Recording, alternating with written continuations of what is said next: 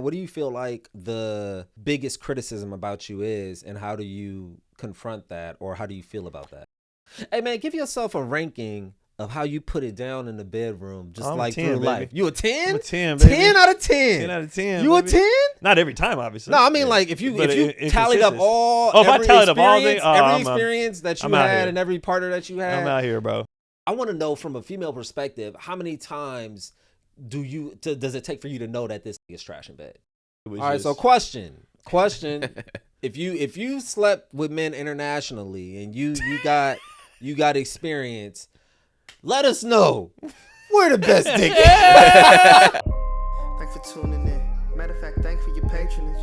Wildly inappropriate. See how I brutally honest it? Like, wow, that boy, wow. Don't you see them boys so crazy? Chilling with the homies, dog Keon, Gary, and KB.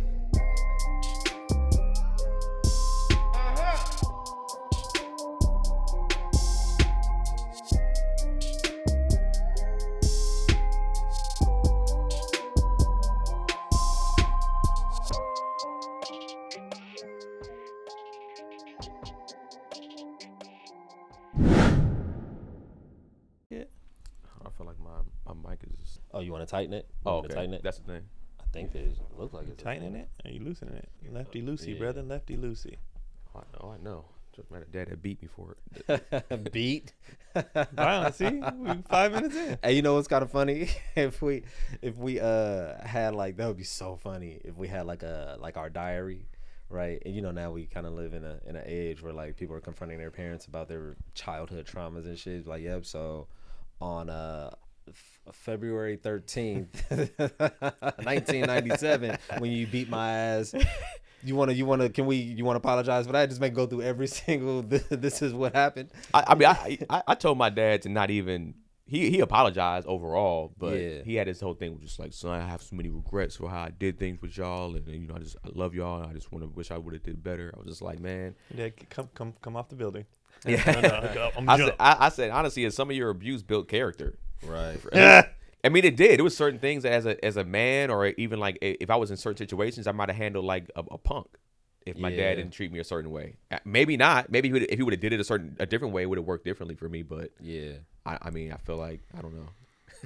I appreciate it. Is this Keenan Fisher for compliments? Nah, though. Your dad did a good job, man. You a good. Nah, I'm just like, I tell my dad all the time. I was just like, you did the best you could for how you were raised. I was like, you were raised in disarray and just dysfunction that, like, what you did with us was honestly, I look back, I was just like, damn, like, you actually did a solid job from how you came up. Right. How much of that do you think is his military background? Like, how much do you think that kind of framed his bad and good? Because it probably set the standard for like some structure and shit like that. Yeah, I feel like from a structure standpoint, it definitely did. I feel like even from, you know, when he would tap into different type of disciplines that he needed to do for us, where it was like, all right, cool, I can't beat y'all no more because the people got called on me. Because we actually got, I told you, we went to home for a second. Yeah, we didn't go to the authorities. We had to be in a group home for a second. Oh shit. Yeah, we were in group home for a minute. So like, how'd you handle that? First day we got there, I mean, it's gonna go to violence. First day we got there, we got to fight with the Mexicans. Oh wow. How old were you? I feel like we was around like 7, 8 years old. Damn. As soon as we stepped in there, it was immediate. Just N-words, bombs, N bombs. It was exactly everywhere. that. This is 100% that. We walked in there because I don't know if I told this before on here. To the prison for the first time, but it was kind of like a prison. We walked in there. I don't even think there was windows. It was like, it felt like a dorm with no windows. So like a prison, brick walls, everything. And then we had these cots. Mm-hmm. We had these cots or whatever. And so we went over there, and you know, we of course we're sad. We like, what the hell? What's even going on? Like, this is a weird. We never had this before. So we just kind of in there. And luckily, I was with my brother. My brother was my protector. So as soon as we stepped in, I think somebody might have said something to me, and the way my dad trained my brother, it was like there's no talking with him. Yeah, he's better at it now, but it's like I got called an N-word out the gate. It was like, fucking nigger. And I was just like, what? Nigger? Bow! It was just like, it was set off. It was a set off, and then we just started rumbling. Where was the Guardians? The authorities. Yeah, they just here go in there. Yeah, they let us say that they I don't even know if they broke it up. Who's in charge? Yeah. I don't remember them breaking it up. I remember it being just like, you know, when you're a kid, sometimes it's like you're out of breath. You're just like, You're an adult. Niggas be out of gas in a fight. For sure. So it was one of those like that was the end of it. It was filling out paperwork. It's like I gotta get the y'all can't. What if they're filling out paper and they scratched out 3? Yeah. 2 kids. But I think one's not with us no more. It was funny because like the girls, they was like ran by mainly women, and they were really nice. Like I remember my memory there was really they had me make brownies for the first time, so that I was helping. I had good times in the group. We made brownies. Got some pussy for the first time. We roasted marshmallows. I did have a little crush in there though. Yeah. But there, I would say, Which boy? Come on, nigga. That was good. That was good timing. Everything. Nigga. That was funny. Not no boy, but I feel like I had a crush on this girl that was like we played in a sandbox together, and she was like helping me build a tunnel for the first time. She's like, "This is how you build like a sand tunnel." You learned a lot of shit in there. Brownies, tunnels. Yeah. Hey man, you should put the condom on. You probably would have been an A student. Yeah. You probably would have been a school nigga had you stayed, bro. I might have been. But yeah, it was crazy. It was one of those things like I don't know why one of the ladies in there, she just took favor to me, and then so she was like, "Come on, me over here, do this with me." So she kind of like pulled me to the side and would have me do things with her. Luckily I didn't get molested. Yeah. First thing we went to. And then I just blacked out. Maybe I blocked it out of my head. I didn't even know I got molested, and I didn't did. know what blacked out meant at the time. He was like, then next thing you know, it was Tuesday. I don't remember. I start uncovering right down the pocket. Wait a second, I did get touched. Oh snap! Before I know, I didn't. And then she just used to have me make the snack for her, the cookies and stuff like that. And a lot of times we were just kind of like watching movies and doing like fun stuff. And I can't even give you the actual time frame of how long we were in there. It felt like it was only like a few months, maybe. Yeah. That's a long time, though. It might not even been that. It might have been like a month. But it felt like as a kid, it felt like a longer or shorter than what it actually was. I feel like it was probably shorter. It felt longer than what it actually was. Okay. I feel like it might have only been like a month. At what point did you? What the whole time? It was like, you nigga, you was in there for a couple hours. Yeah. Like, what? It might have even been a few weeks, but I feel like it was like a month. You know, kids, I have kids, so I know how bad they are with time. You're like, what if he wasn't there for like a week? He was like, it's 3 months. You should ask your dad how long you was in there. Yeah. Ask your brother. How long I probably asked my mom. My mom, I feel like she was more locked into that. And she was, I remember when we got picked up, she was like, picked us up. She was like, "Just my babies. I miss my babies." Because that was the time when my mom was going through her drug stuff, and then my dad, I don't even know who called. It might have been the school. They saw bruises on us or something like that. It might have even been the school that called because we knew not to call. Mm-hmm. I used to be like, "Man, I'm gonna do it, man." I used to always say that, man. After a whooping, you be like, "Oh, I'm gonna do it, man. I'm gonna make that call." They get a whooping, ain't even no bruises. You just take the marker, start drawing welts.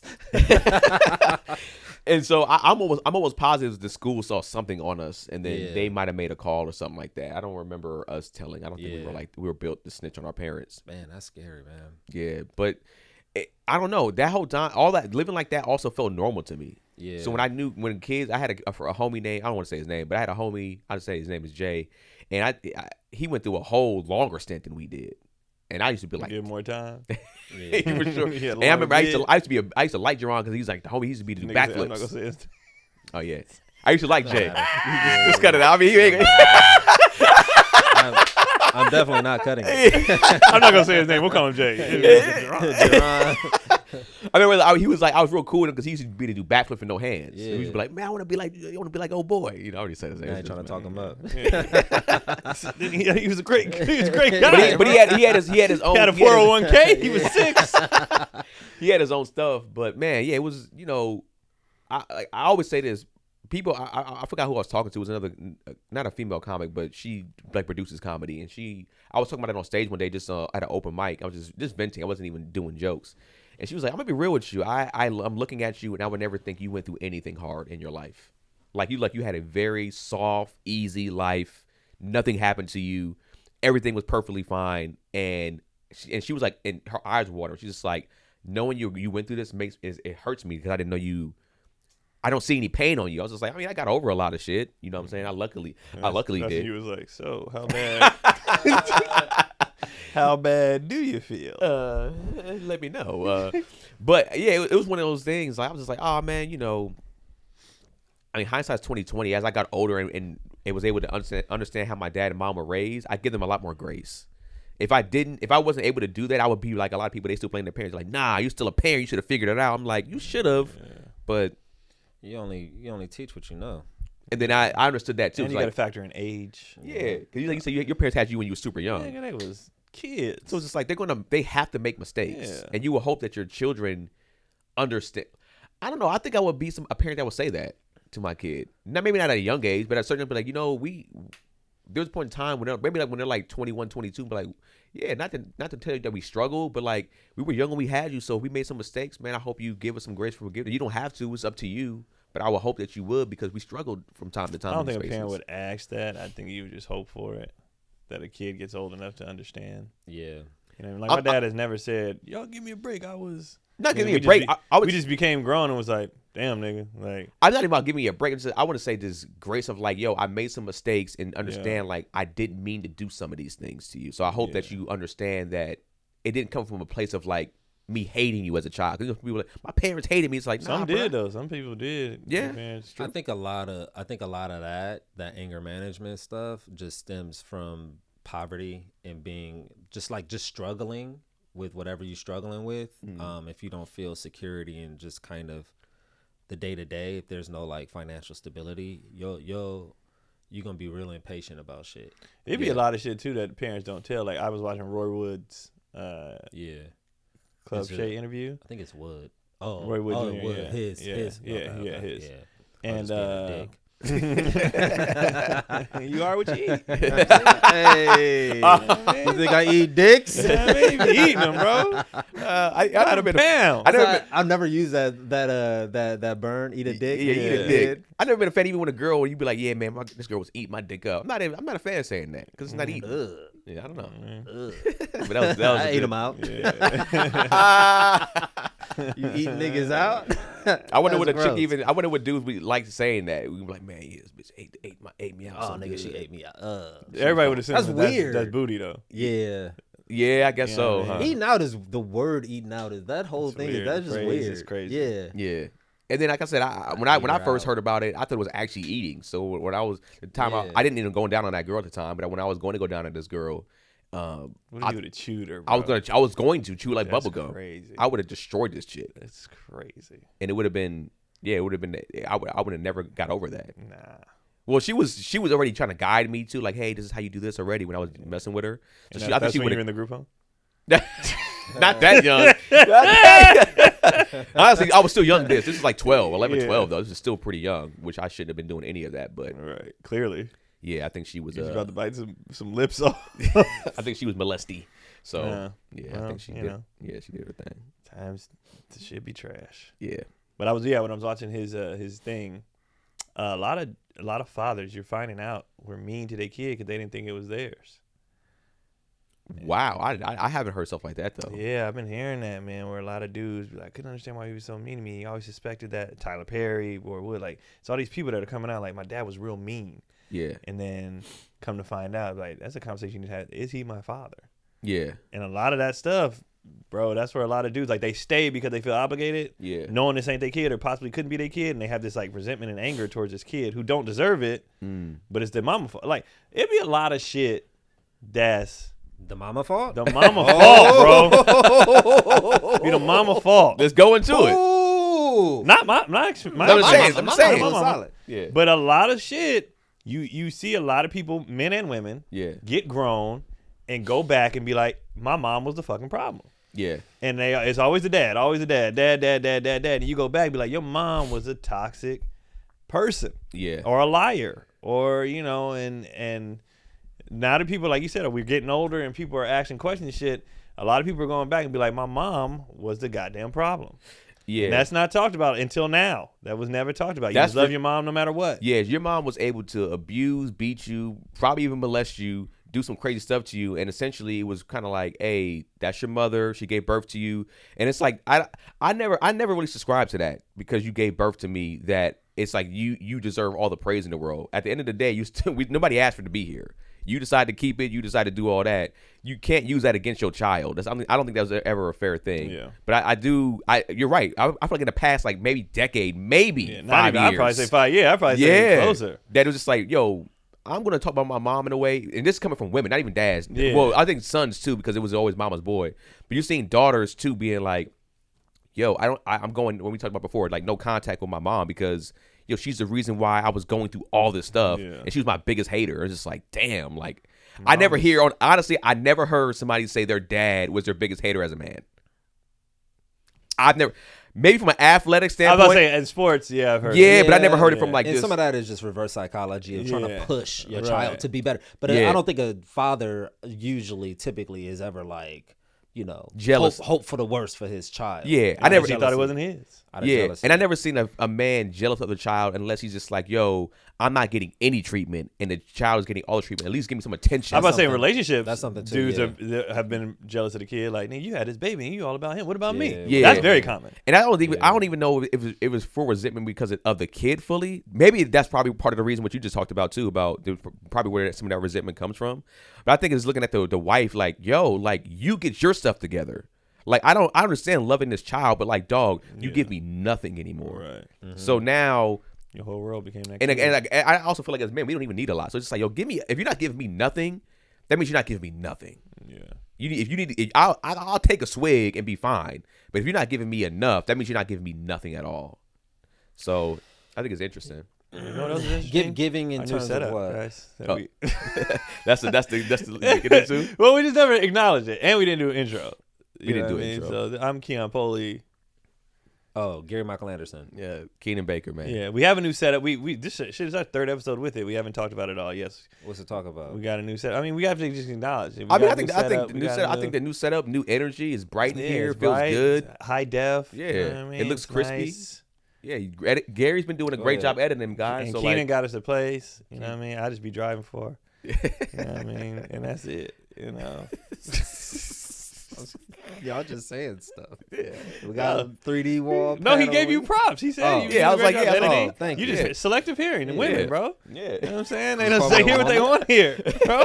I'm gonna note all this down and I'm gonna address this in 15 you said years you had for all something the you trauma address. that you've caused in my life. You said you had something you wanted to address this episode.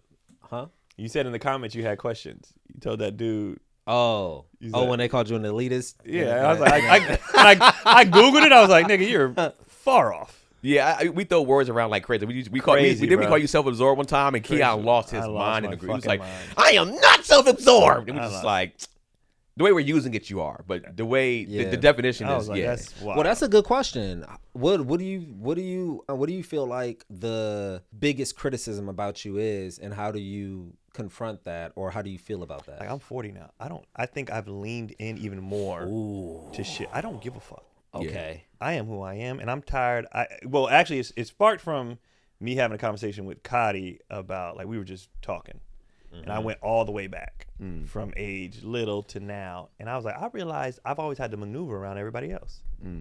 Like, you take I'm using him, not saying I'm him, but using him as an example because we all know who he is. Like, Deion Sanders rubs a lot of people the wrong way. Okay. Because he's very self-confident. But if you look at the shit he says, he don't bother me. He doesn't bother me at all. He doesn't bother me at all either. At all. And I realized my athlete friends, like, and I was like, oh, I'm maneuvering around everybody else's shit, and I'm just tired of that. Okay. I'm done. And I've leaned in even more. Like, I've leaned in even more. Like, I'm not going to not be confident because it bothers you niggas. Not you guys, but people. No, it bothers me. Oh, that's fine. And I was like, why am I always having to, so I started thinking about shit. And I'm like, why am I apologizing for this? Why am I apologizing for you guys not being able to do what you need to do or step in address the camera. Address the camera. Why am I apologizing? So this girl, in that comment, dude said the leaders I looked up was like, you're way off. And the girl's like, I think you mean arrogant. And I said, what does that mean? Like, well, in my head, to her, I was like, I'd rather be this way than the way y'all are. Yeah. I'd rather be this way, which you can't break me. I'm very sure of who I am. Like, I'm going to go get shit that I want. You guys walk around all day.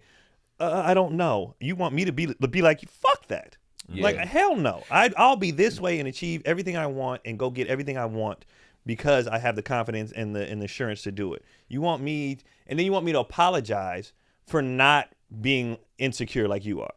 And be like, no, I'm not apologizing for that shit, especially now at 40. I'm not doing it. You think they're saying that they're insecure? Put it this way. On you? I've never had a problem with another person that has confidence. Okay. I've never bothered them. Okay. They'd be like, yeah, nigga, talk your shit. Get it. Like, you know what I mean? Let me ask you this. When it's coming from, I understand sometimes it's coming from people that you don't know, you don't care. If it's coming from somebody that knows you, do you ever take a step and be like, let me assess it? That's the thing. Nobody I know that fucks with me. This is, I think, the problem that strangers have. People act like two things can't exist at the same time. This nigga can have an attitude like I'm him, and also be the person that calls me like, what you need? Do you need anything? Like, absolutely. I think people think if you are you're linear over here, you can't, you don't care about nobody. It's all about you, blah, blah. It's like, no, I can be the most supreme confident nigga ever and give the shirt off my back to the next man. And I think the average person can't understand that. Don't understand that both things can exist. You know what's funny? I was thinking about this the other day too. I was like, man, like when remember we was in a car one day and something happened when you lost something and then you lost a gig or whatever, and then you just like, man, and then all of a sudden within like less than 20 minutes you got another gig. And she was literally, we were just both going like, that's crazy. Yeah. I've been like, I don't know, I've been going down the rabbit hole of TikTok manifestation, TikTok or whatever. Yeah. And they were just talking about essentially the way you are is the way you're supposed to be, in a sense, if you want something from a manifestation standpoint. Being very sure of yourself of like, I'm like, you remember, I think you said last episode, he was like, I know I'm going to make this many millions because I know I am. Yeah. It's not an arrogant thing. It's like you have to speak in actuality. Right. You have to speak in like what it's going to be or what it is already. It's like, why would you be mad at somebody for feeling that way? Or why would you should, like, I'm at a point now where I'm like, I'm not coming to where y'all at. Y'all should be trying to come to where I'm at. I'm not going to sit there and tiptoe and I told Cody, I spent most of my life maneuvering around other people's feelings because I'm the minority. Yeah. So because the majority of people are insecure or unsure or dealing with whatever childhood or whatever, now I have to walk around making sure I don't hurt their feelings. And the crazy part is the things that people get mad at me for, I was like, imagine the shit I ain't saying. Yeah. Imagine the shit I hold in trying to spare everybody else. Yeah. And I was like, I'm just getting to a point where I'm like, I'm tired of that. I'm tired of having to dim who I am when I ain't bothering nobody. Well, do you feel like you actually have to? I never seen it to where, at least I never seen it so aggressive to where you needed to even address it for real. I think there's some people out there that are, you might have an air about you that feels like you're just like, I ain't better than you, right? Mm-hmm. But I think that I never seen that you actually had to address that in an aggressive way to where people think that as you universally, I guess. Well, because even one of the ladies that said something in the comments, she was like, and then I met you and you were so nice. I was like, nigga, because I am nice. Yeah. Just because I feel like I'm him doesn't mean I'm not nice. And you're confident in the things that you do, which I think, especially in what we do, we should be number one.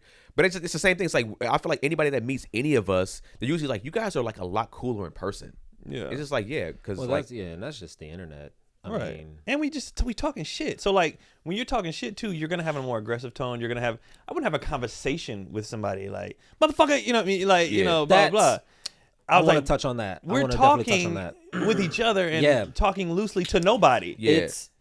That's a really, really valid point. Because Jess and I had a long conversation Sunday about my approach, and it was very casual. She was just saying like, do you ever consider the way that like how you approach people or just your general approach and how you come off to people? And I was like, I don't give a in essence, I was like, I kind of don't give a fuck. Like there is something where people mistake confidence for arrogance. That people make that mistake because they're like, I'm not like that. How come this person is that way? And when people say that, you know, make this assumption that I think I'm the smartest in the room, I never proclaim to be smarter than anyone or smart at all. Right. I don't even be having information. I'll just be asking questions, you know? But then I thought about what she was saying in a way where like, a normal conversation amongst people that you don't have that trust or you don't have that bond with, you have to be more affirming. You have to be more like validating, like, oh, okay, I hear what you're saying about blah blah blah blah blah. I understand that. I fully embrace that. That is great. That is amazing. Here's another thing. But for me, I'm like, we can skip through all that. We know each other. And we're speaking to an audience. And I view things in a way where like, okay, there's an audience. So once you say something to me, I don't necessarily need to acknowledge that it was said because it was said. Now I'm just looking at it like this is information. Here's more information. Here's information. Boom, boom, boom, boom, boom, boom. And then ultimately we, you know, hope to reach some sort of, you know, some point where we kind of have a how we doing? Oh, good. Yeah. So yeah, I was like, for me, it's just about the information. Cause she's like, well, sometimes it just feels like, you know, you're you're not considering a person's emotions or a person's like. I'm like, I don't give a like. Yeah. Just give me the information. The information will logically make sense to have the emotion attached to it. Like people should be able to communicate in a way where like the emotion is apparent. Right. Like, okay, this makes sense. And the thing is, they can't. And I'm at a point now where I'm like, well, I'm tired of adjusting to that. And I hear you, and I understand that you're tired. But I understand that people can't. They're going to be emotional first. And I've gotten to a point where like, well, that's not my problem. Yeah. It's not my problem that you are emotional first. It's not my problem. Because if you took the actual what we were saying and the information that in general, it's like if you just took this for face value for what it is.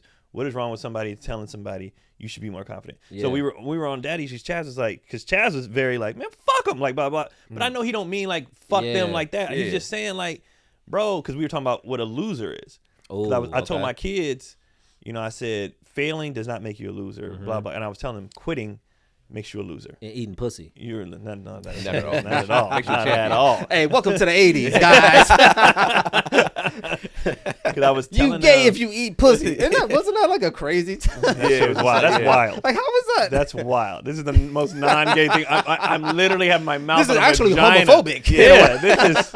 You know what it was? I think it was the names back then too. When you called it the nappy dugout, I was just like, you eating something. It sounded like a bad name. Yeah. When you say start eating coochie or start eating, man, how did niggas have a problem with motherfuckers eating pussy? It was different back then. It was hairy. It was different times. They was hot. They was coked up.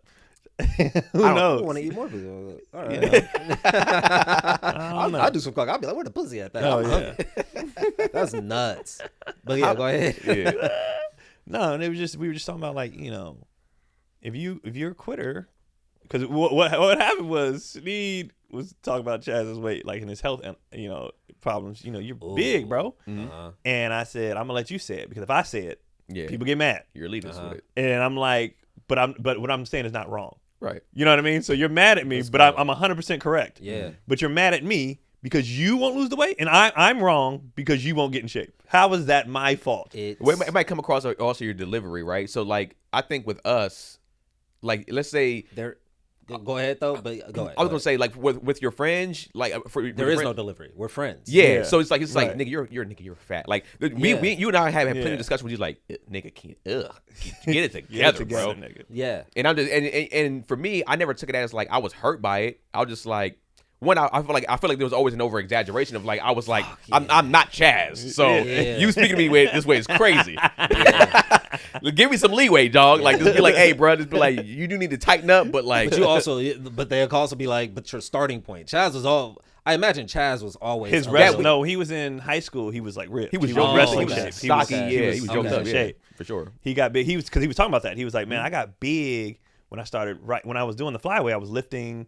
Luggage all day. I'm walking 6 hours a day, blah, blah. He's like, when I started writing, is when I got real big. Makes sense. Sit down for hours. And then, I walk on a walking treadmill. Right. And he was like, so we were just talking about that, but I was like, I can't say it because if I say it, because Tony say this shit all the time. Niggas don't want to hear it from you. And I'm like, who gives a fuck about who says what? Just take the information, nigga. Am I wrong?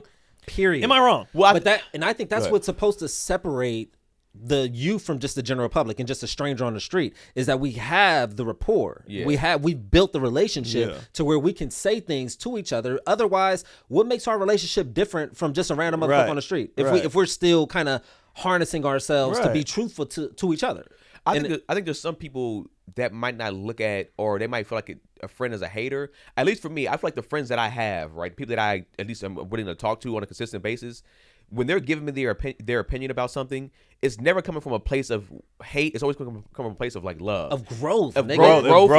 I've never felt any of you niggas have ever told me anything where I'm like, it's not malicious, not they're talking down. I'm like, you know what? Either he's right or that's something to consider. Yeah, you know what I mean? Like it's never been fuck them ever. Right. It's always been either I should think about that or you know what, they're 100% correct. Yeah, and I need to do that. I need to work on that. I need to do. But I'm not gonna sit there and be like, you said that right. It's always something worth pondering. Right. But then that also comes with having confidence. When you have confidence, you're open to critique. Everybody should be open to critique. to criticism. Yeah. If you already, like you said, if you already can if good, you're confident. But if you're insecure, now we gotta skate around. Right. And again, at 40, that's not my. It's not an option for you. That's not my problem. And it's not your problem. It's not my problem. But I was like, think about spouses though. Like, you can't even. Most people can't even talk to their spouse a certain way because of that. Yeah. Right. Which is crazy because that's the person I'm supposed to be the freest with. 1,000%. Yeah. But there's all these rules. You don't say that. You can't say you can't that. ask a woman her age. Why? Then what are we doing? Yeah. What are we doing? Why are we behind the privacy of our? Why are we in the privacy of our own home having a public relationship? Right. Yeah. Like the shit we're supposed to have in private is supposed to be special. It's supposed to be different. Yeah. I'm supposed to be able to say the most racist, heinous shit crazy shit with trust that we have. Like, I'm a good person. Yeah. I can't say it on the world because they don't know I'm a good person. Exactly. I mean, I'm not a good person, but I'm just saying hypothetically, if I were a good person. That's facts. They don't know, like the world doesn't know us. So where can I let loose? If I can't let loose, if I can't loose with my brother, with you guys, with my wife, then where the fuck can I unleash? Yeah. I can't do it in public because it's in the and it's like, yo, if I can't do it with y'all who know me and know my heart and everything, where are you supposed to do this at? Yeah. That's why people kill themselves. Oh, jeez. I mean, it's true though. But it's like they gotta hold all that stuff in. It's like it's real. It's like you can't if you have no like I'm joking but not joking. It's like if you have no real outlet, a real one to express yourself. Yeah. So right, it's like usually people can't go to their parents like that, right? So it's like you hope to get for guys a lot of times we usually have that if we have a guy space. Yeah. Usually guys we talk kind of wild behind the scenes. Yes. But we do, and I'm full 100% with you. But we still do gotta acknowledge that we are in a different league because we are entertainers and we are comics. Yeah. So we do have a different fluidity, like a different transparency that we can be a little more. We can go a little harder than like most friend groups. Yeah. You know what I'm saying? I don't know. I don't know. Dudes kind of be. You look at a lot of videos online right now. A lot of time, even with people doing the sketches about stuff or how guys are with their friends, with their guy friends versus how they are with their wife, dudes are pretty brutal with each other. Yeah. And it's like it's been a thing since we were kind of kids, to where it's just like, yo, this is how we grew up with. This is why a lot of us got thicker skin, at least when it comes to guys. But then when women talk about us a certain way, our skin is a lot thinner. Yeah, a lot of times we can't. If a woman says the same thing our homeboy said, we get offended or we kind of like snap back at her. Because I'll be honest, because they trying to hurt. That could be. Dudes aren't trying to hurt. Right. They're just getting shit off or talking like. Kati's admitted because she said some shit like that was so wild. I'd be like, that's egregious. Yeah. And then like the next day she sobers over there. She's like, I was trying to hurt your feelings. I was like, because I know you, it didn't bother me. I just fucking I shoulder rolled that because I knew you didn't mean it. Yeah. And you're trying to get at me because women, and she admitted it, they can't physically hurt us. Right. Yeah. So how can I stab this nigga? Yeah. Because I can't beat him up. Yeah. And that's the false sexual assault accusations too. I can't beat him up. But in the guys, we can say whatever we want. And if it comes to that, well, nigga, get at I'll meet you outside. Let's do that. What do you think is worse then? Do you think the physical or mental's worse? The mental is always worse. I think that's way worse. Yeah. I mean, women can go swab right now and come back. And we all know we good. Yeah, that's true. and be fine. Yeah. We all know that women have a very high pain threshold, like very high. It's the mental of it all. But I think the other thing I was going to say to you, I think where some of the criticism may come into play is sort of your lack of understanding why other people aren't like you, rather than just accepting the fact that you are different. Right. You do there is some judgment towards others. Like I don't understand why y'all can't. You know what I mean? Yeah. And that also may stem back to even just your frustration with sports and stuff, playing sports. Like, I don't get why y'all don't get this. You know. So I think that's probably where the more honest criticism will come. And what's funny about that is when I say I don't get it, I mean, duh. Like it's duh. I understand why. Yeah. You know what I mean? Like it's not like I'm not oblivious to like we've talked about this. It's 9 times out of 10 it stems from your childhood or from your. You know what I mean? Like I'm not saying it literally. Like why can't you niggas just? Because it's fucking hard. Because that's when that's what I was gonna call you a Republican. That's why I came on. That's why I brought you here today. I wanted to say it to your face. He's a goddamn Republican. Pull yourself up by your bootstraps. You need to figure it out. See, I mean, if I can do it, you can do it. Anybody can do it. But what's crazy is like I be thinking about when they say bullshit like that, which is 100% bullshit because people have different. But I do think, to Keenan's point earlier, how long do you blame something before you make a change to do something? Your whole life. And that's the thing. Your whole life. I can't weight on you to do that. It's much easier to just blame for exactly. a lifetime and just die blaming rather than like trying. And bro, trying is so hard. I think that's probably my biggest message when I say anything. Just try. Try. Yeah. That's what pisses me off is that people won't try, but they'll sit there and complain or be mad at you for trying and then succeeding at it. Yeah. I'm like, did you try, nigga? Like, losing weight is hard. No shit. And then there's a lot of. Did you try and stick to it though? Did you try, or did you try? I'm gonna start on Monday and then quit Wednesday, and then nigga, that's not trying. Right. That's not shit. Be hard, bro. We complain about ticket sales and blah blah. 14 years in, finally sold out my first show. 14 fucking years. Congratulations on that. 14 years. And to sell out a show. Yeah. You niggas would have quit year 2. And you mad at me for not quitting and waiting 14. And then when it comes, they're like, oh, this nigga, I worked for this shit. Yeah. And I think that's the part that people. When you said I worked for that, I thought I was about to start crying. No. It's like, I worked hard for this shit. I mean, this is the Android, bro. Androids don't cry, don't have feelings. I cry about every 8 years. You know what I'm saying? But I think it goes back to your verbiage. I think when you say like I don't understand or like I just don't get it, and then you don't ever expound on that. You don't be like, well, I do understand what you're saying. So that's why we used to always say like, oh, you don't have empathy, because the way you respond is like you don't have empathy. No, it's like I get it, but my big thing be like, now what? Yeah. That's the part I always leave out. We understand you had this. We understand this happened. We understand all of this. Now what, nigga? Are you gonna sit there and still cry over it, or not making? Are we gonna fucking attack it? Well, let's go. Let's get it. I think we can do both, because we can still not necessarily cry, but we can still have our complaints about sort of the sort of the infrastructure of just like the black community, et cetera, and still we can still voice our absolutely fucking our entitlement to our fucking our reparations. Like we can still come full like nigga, seriously, you know, and still do the work. So I agree with you, and that's what I've been trying to say is like when I say how long we're gonna cry over it, I'm not saying you can cry every day. Is you can cry going to the gym, but you went. Yeah, I fucking hate this, but you went. Yeah, you know what I mean. And that's the things I'll be telling my kids. I'm like, having fear is normal. Being insecure is normal. Doing it anyway. Is the part that I'm trying to get y'all to understand. Absolutely. Yeah. I was like, if you think for 1 second that I'll never feel unsure or scared, you're crazy. What you scared about? Right now, nothing.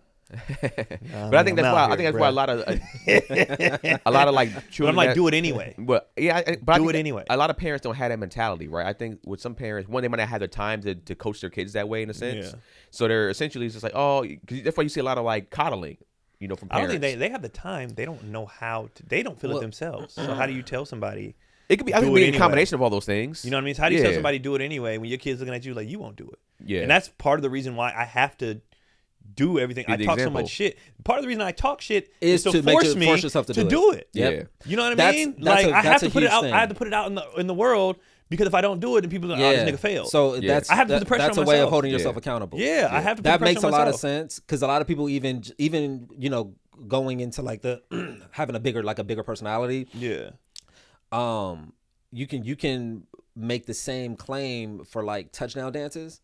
Like people, there was a school of thought before it became like normalized. It was a school of thought like just act like you've been there before, blah blah blah, that whole space. But those people didn't understand, like, no, this is a part of who they are. If they don't do that, they're gonna lose a sense of their identity and a sense of their confidence. Like it all comes as a package. Together. Like you gotta be him. You gotta to be him. It's a constant self push. Yeah. It's not other people pushing you, man. It's not other people giving you validation, but you have to push yourself. So you find Jordan and stuff. I took that personally. This nigga, you have to be kind of crazy. Yeah. You gotta be kind of crazy to like push yourself, to manipulate yourself. To find some. I watched the old game. I was having a bad game, and I hit a shot on this dude who said nothing to me. Right, nothing to me. And in the video, you see me like, yeah, motherfucker, and he's looking like I haven't said a word to you, but I had to find something. I have to find a reason. So sometimes when I'm talking shit, it's really so people can be like, I hope this nigga fails or whatever. So I'm like, nah, I got to do it. You trying to Floyd Mayweather yourself. You got to do it. Like you got to. So I'm telling the kids, do it anyway. Yeah. I know every time I hit the road, nigga, I'm nervous about ticket sales. Every fucking city, I'm like, I don't know how this is going to go. Yeah. I have no idea, but I do it anyway. You do it anyway. Do it anyway. Yeah.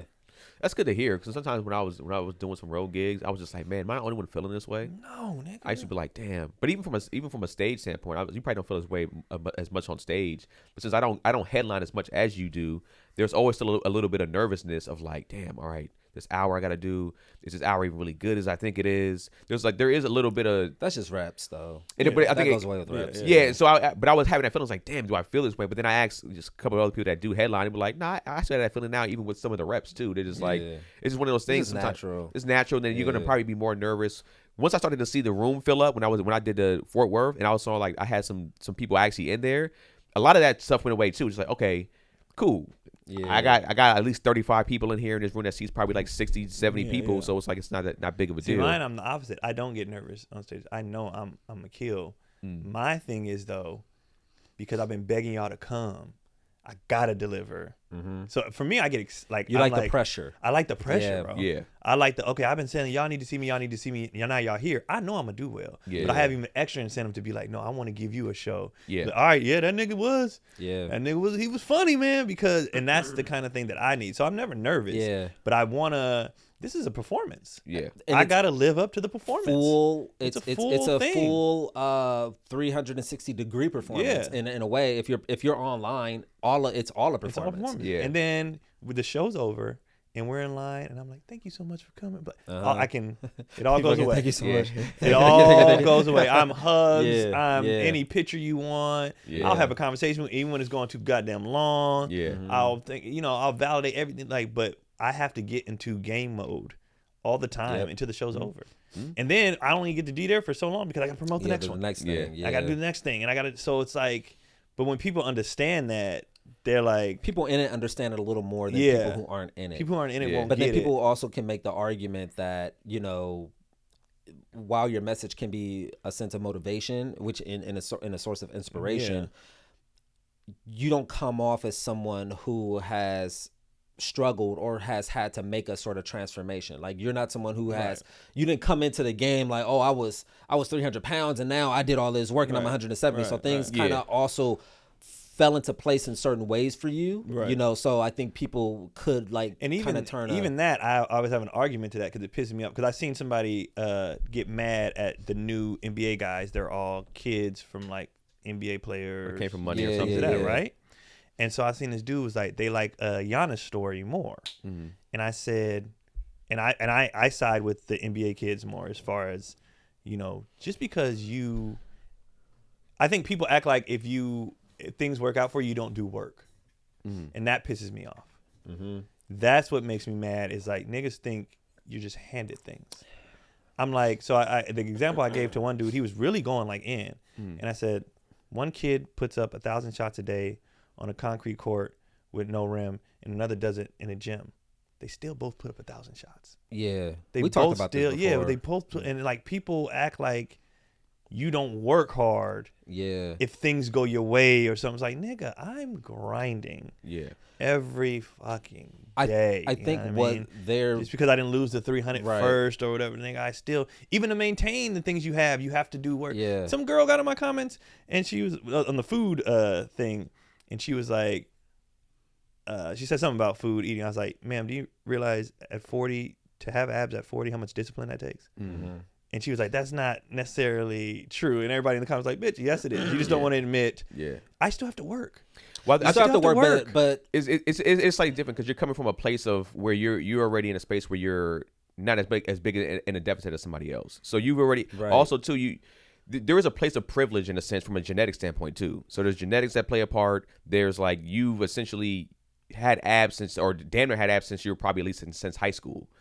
The person that might have never had abs in their whole life they got to work harder. But then once they achieve it, you straight. I see, but I can see. I can see both sides. I can see both sides. If I sides. stop working out today for a month, nigga, it's over. I don't think it's over. I know I can get it back. What I'm saying is, I can gain weight very fast. Very fast. But it would still look different. It would look worse to you than it does to kind of like the average person. But I could fall. If I went a year without working out and just eating everything I wanted to eat, whatever, nigga, I'd be fat like that. But especially with my eating habits and as bad as what I want to eat and stuff like that. This is all speculation because we'll never know, because you'll never do. Because I won't do it. But that be my point. Right. Nigga. It's like preventative stuff is a big problem for me. that I see people don't do too. But also too, when you have a habit of something, right? Build your habits. But habits are very difficult to break. I know they're very difficult to break. Highly difficult. So it's like now what? So we know that, right? Yeah. We know it's hard. Now what? You accept yourself, body positivity. Now what? You say fat. Which okay, what? You get So you get look, your heart disease, right? You get your diabetes, and that's fine. Don't be mad at me because I don't want to do that. Right. They're gonna be mad. That's fine. And I think that's a huge thing too, because there is a space of just like pushing your message, you know. But then there's another thing. Like I watch a lot of different opinions from both sides. So I don't mind anybody having their opinion, but it goes back also to like the black woman thing. Have your opinion, but you can have your opinion without shitting on other people. Right. So in a sense, is there a message where you're just like, this is the work that I do and how I maintain, without it being like, y'all not doing XYZ? It would be that if they weren't complaining to you, or complaining just in general, like, just I'm in general. tired. I'm Okay. well, fucking get like that. Yeah. That's where my Okay. frustration comes from. It's not people existing. Yeah. It's complaining, and you can change it. That's another thing. What pisses me off. That's a different thing though. You know That's a what I different mean? thing. Like, and I'm learning this too. Sometimes people just want to complain. Yeah. Because see, and I don't have the space for that. I'll be honest. And that's I don't have the space for it. Me neither. That's not my complaining without change. Yeah. I don't have the space for it. But people complain because that in itself is a community of other people who complain as well. Right. With no just. I don't want to fuck. No, she wasn't complaining. Right. She was just talking about a group chat where people was complaining about, a thing, some political thing they didn't understand. Like, I don't understand how blah, blah, blah, blah. And I think she went in and was like, well, this is how how they could rationalize. And they were like, and it wasn't received. It was like, oh, I thought y'all didn't understand, or was this just a space to just complain and just like, pat each other? We didn't come here to resolve. Yeah, no. We just came here to complain. So sometimes people just want to fucking complain and vent. It may be like a source of escapism as well. Like, I'm real big on, I'll give you a space to complain, but there has to be a fix. That's your you have to you have to be open to the counter position or the resolution. But I'm all open for you to go ahead, get it all out, man. I'm all here to listen to it. I'm not to get it all out, but go ahead. Yeah. I'm talking about the people that are close to me. Yeah. But at a certain point in time, it's like, all right, you don't get to complain to me that second time if there's no effort that you put back in. Right. If you're not trying to resolve the issue, it's like, now I'm like, hey man, shut the fuck up or get it done. Yeah. That's when my aggressiveness comes back in there. I give you the space the first time. I don't usually get aggressive unless you're like, unless we're super, super tight. I might get aggressive immediately. But like for the most part, it's like, hey man, I give you that space. You do it again. Hey man, what your bitch ass gonna do, bro? You're not gonna do nothing, then shut up, dog. And this is crazy. Is even how we're talking like this, we don't even talk to each other like this. Yeah. Like as far as in real life. And I think that comes across on camera. Yes, we're very aggressive in talking in general hypothetical situations where there's nobody we're actually talking to. Yeah. Like, of course, everybody talks like that. And then get the fuck to, you know what I mean? Like, duh. Like, that's not real life. You feel me? But also, I don't think I had to talk to y'all like that either. I think I was able to also say certain things if we ever had a talk or issue. Or I was able to say it this way, and there was no aggression that had to be said. But it don't have to. We get it. And this nigga would be like, "What are you doing, bro?" And I'm like, "What are you talking about? You?" And then I'm like, "All right." Like should have been this. All right. Yeah. What are you doing? Why ain't your special? This nigga doing this? All right. Like I didn't fight him at all. I didn't say nothing. I was like, "You right." Went and shot a special. Did the shit. I'm like, all right. So. I get delivery plays a part. I understand that. Understand that. But you also understand that it just kind of comes with the territory. It comes with the territory. Fairly good looking guy, decently attractive person, decently funny person. Very mid. Average father. You know what I'm saying? It comes with the territory. Very mid. Average lover. Don't eat no pussy. You know what I'm saying? Crazy. Calling another man an average lover is so wild. We've heard the stories. Hey, that's She's crazy. Not really that is crazy. You an average lover. She faking it 75% of the time. That's crazy. Now you're like, well, how you hear this? That's crazy. Where you hear this that from? Is crazy. She vented. That's crazy. Got around. That's crazy. What would you do? Nigga, I heard you don't be laying no pipe. Wait, what? What? What would you do? What would you do if that was? I'd be like, what? What are you gonna do? You the only person you can confront is your spouse. Yeah. Like, who you telling this Who to? you telling Wait, that why to? did you tell me? me? Are you telling that? Yeah, but that would be funny if you even thought that your spouse was putting that out there. Like, because there might be other people from the past. It don't gotta be just your spouse now. It could be like the past that's catching up with you. That or person a would girl. have to have a tie to the person from your past, though.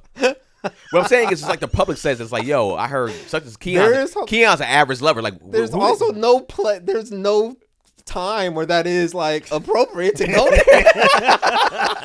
When? Nigga, you just bombed on stage. Nigga, I heard you on like no pipe. What? That's when they can kill himself. That's when somebody jump up a building. You can't bomb. How did we get here? Yeah. Can you think of a scenario where that would be appropriate? I think if you're where it will match. I think if you're arguing with a woman. No, I think if a dude was trying to hate, like, let's say you leaving, girls is coming after you, whatever. Hey, you don't get no bitches, blah blah. Well, I mean, since we talking about it, if we want to go to here, you know why I get bitches? Because I do better than you in the bedroom. That's what I heard. wait, what?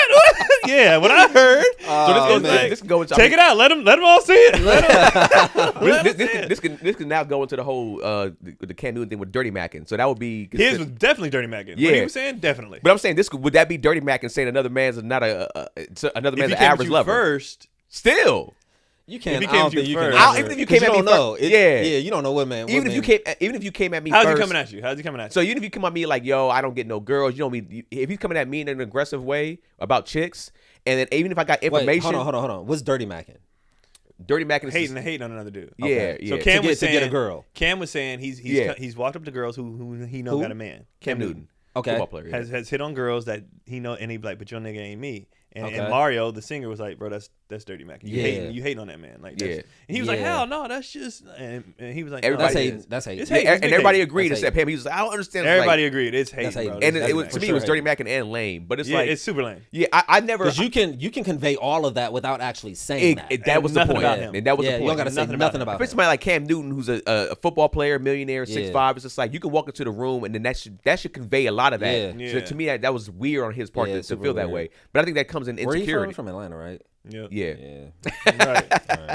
But I feel like that comes with confidence, right? Like when it comes to dirty Mac, and I always felt like I never, even if my back was against the wall, I never would dirty Mac against a dude, even if I don't like you. There's dudes that I don't even like at all. I hate this dude. I didn't rock with him at all. I would never be like, man, but you know what, man? He got another girl on the side, though. You know what? He was doing girls dirty. And it's just like, bruh, that's not my situation to tell. But you have to have a level of confidence to do that. Like I don't think so. That's insecurity. No. A level of confidence to play it his way. Oh, to play it cool. Yeah, like I don't need to hate on it. Like I'm here. Yeah. Make your decision. I don't even think that's so egregious. Yeah. But I don't hit on girls who have dudes though.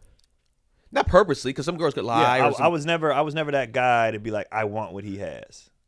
That was always weird to me. Yeah, I'm like, okay, well then I'll go somewhere else. But that's why dirty macking was such a big thing back in the day, because cats would squab over that. Like I seen it in multiple occasions, and specifically in high school, where somebody got beat up because they was just saying like, man, such and such, man. Yeah, he kind of lame, though. Just like, what? And all of a sudden, dude, but like, you said this to me about this girl. If you said it to another dude, you might have got away with not having to throw hands. But if you said it to another girl about a man, it's just like you were weirdo. Absolutely. So now we gotta we get back in the fighting topic. That's ridiculous. Ridiculous to say though. But it definitely usually led to. I've seen that lead to a lot of fights. Dirty macking led to a lot of fights. Absolutely, it should. But I guess where your father at? Your father should have told you don't do that. There's a version of But Your Man Ain't Me. There's a version of that's kind of in the same realm. But you ain't got to say it.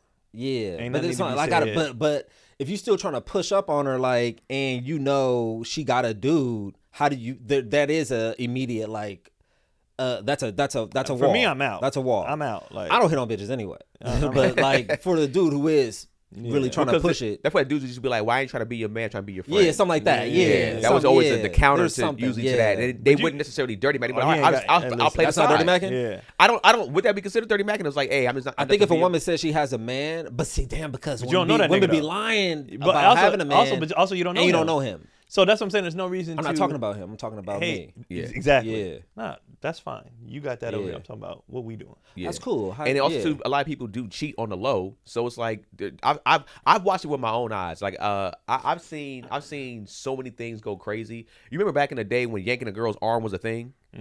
I never did that shit. No, I'm not saying you did it, but you remember it was a thing. Like probably back in the late 90s, early 2000s, they would grab you by the arm. What's up, girl? Come here real quick. Yeah. I've seen it go to where a dude get cussed out. I've seen a girl get her arm yanked, turn around and be like, hey, you crazy boy, and then all of a sudden they turn to it. It all then depends on the person. It always depends on the person. So yeah, I don't know. I feel like there's ways you don't have to even do certain things. You can kind of just If you him, you him. If you him, you just that guy. It's just it is. Well, what it considering is. that most people aren't him, how do they function in the world? How are they? What's not my problem? What's their? I'm 40.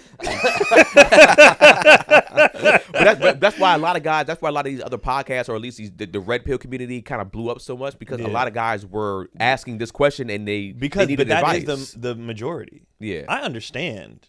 I'm the minority. You got to do that work. Yeah, you got to figure out how do I make myself more desirable. I get that. Yeah, I get that 100%. And I think a lot of it was just like a lot of times those guys even say that. That's why I always feel like the red pill community was. I think certain people were toxic in it, and some people took it too much out the way and blew it up. I think that some of the stuff was just like, yo, get yourself in shape. Get yourself some money, become the best version of yourself, and you start to get simping. Don't simp and get some, and you start to get some pussy. And I think some dudes, hard, man.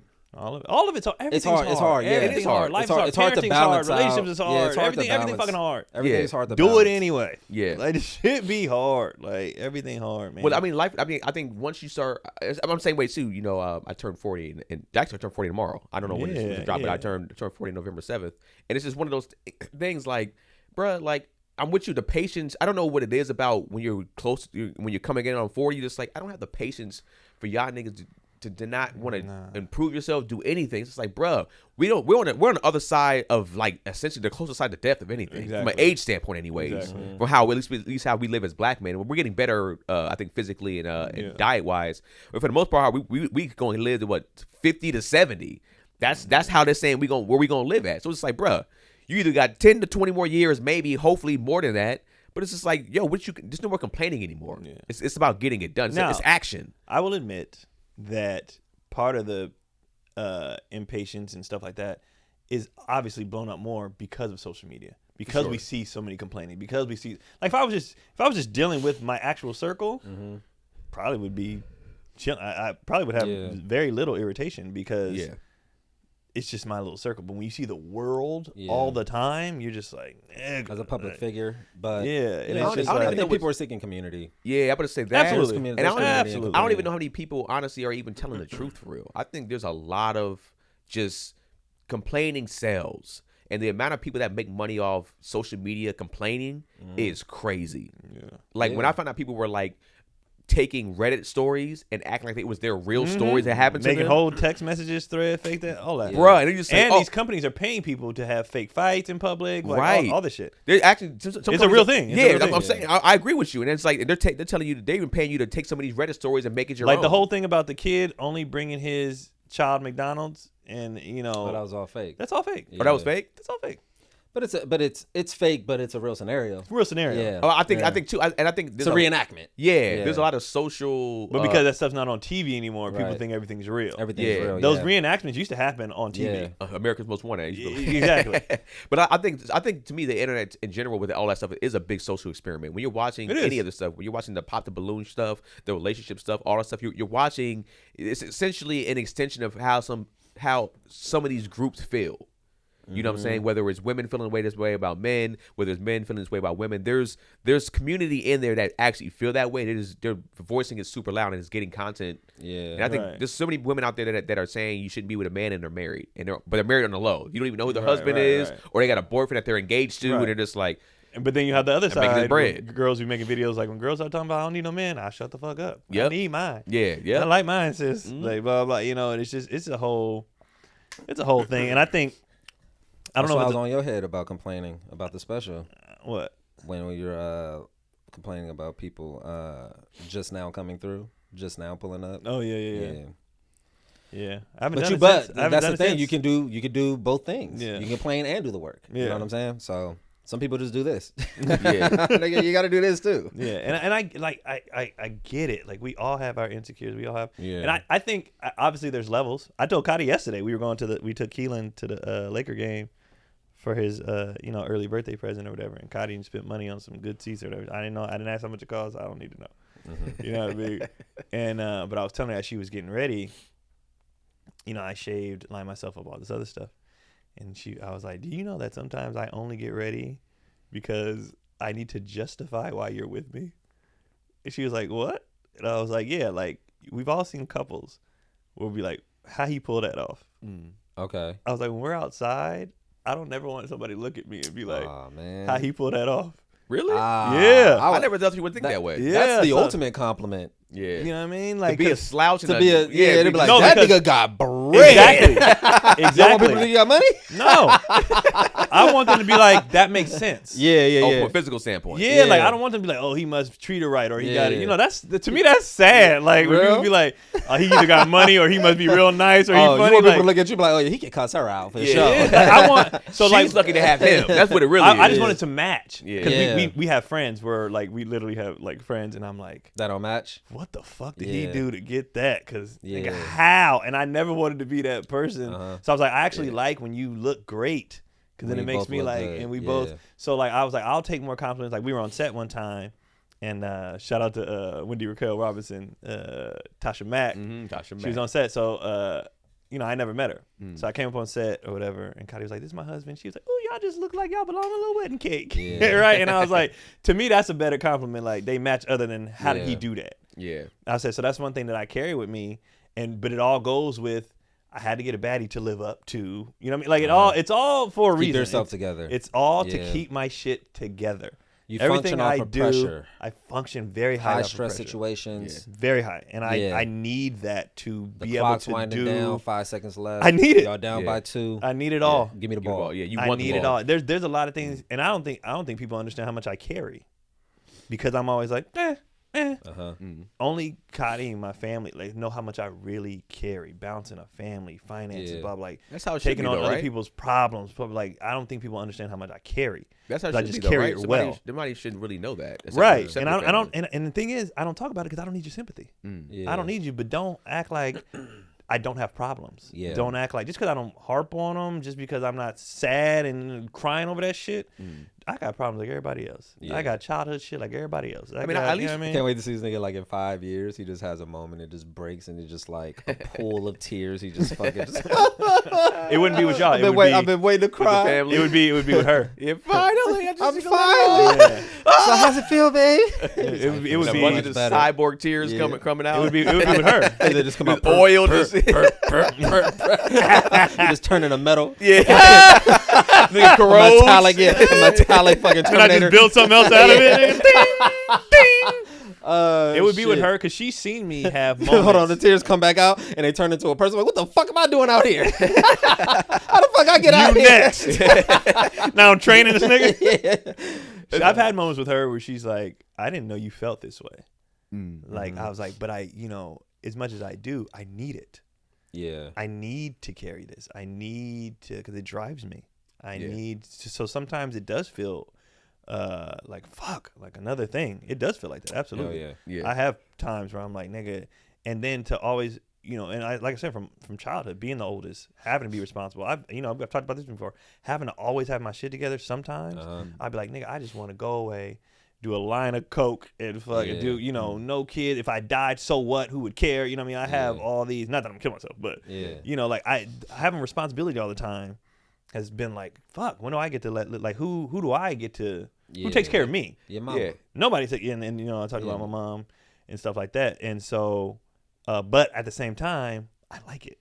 Yeah. I need it. It's the only thing. Yeah, you need it. Yeah. I need it to push. I need it to do what I got to do. So I'll take on the weight of other stuff because if I don't, I'll get comfortable. Yeah, I think even too when it comes from the family dynamic, that's where we were taught to be that way. Because I had a moment like about a month ago where I had I almost say it wasn't like a breakdown, but I had a moment where I cried in Janelle's arms. Breakdown. Oh, you cried in your lady's arms? Yeah. Right. That's a breakdown, brother. Okay, I will define breakdown. A little breakdown. Crying in your woman's arms. Breakdown. That's the definition. Crying on your woman's legs. That's different because you're right by the Swinging pussy. and punching the air. That's okay. We were But already in her arms. Well, I mean, we were already laying in bed, so it was like What was the breakdown over?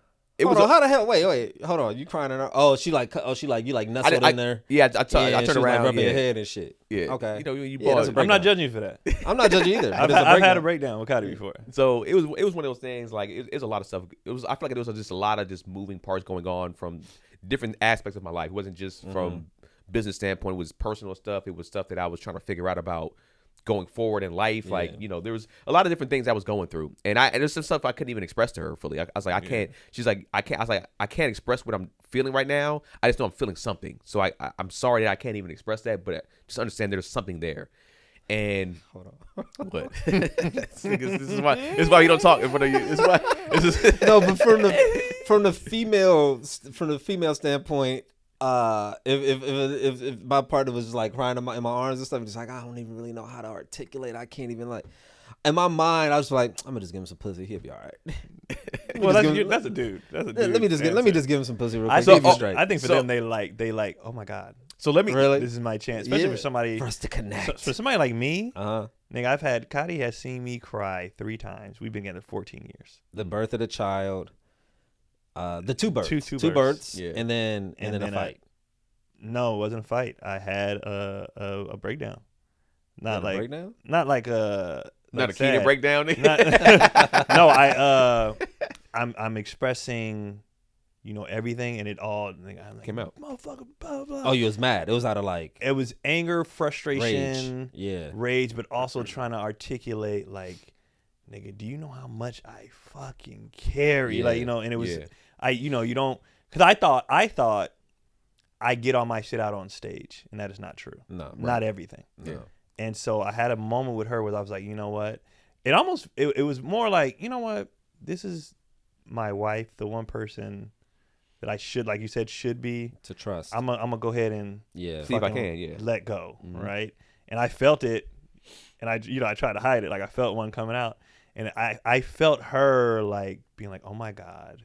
This is a moment for us. I can console him. Felt joy. And for me, I was like, what is this? Is this a tear? What's a tear? For me, I felt great that... What's this silver shit coming out my eyes? I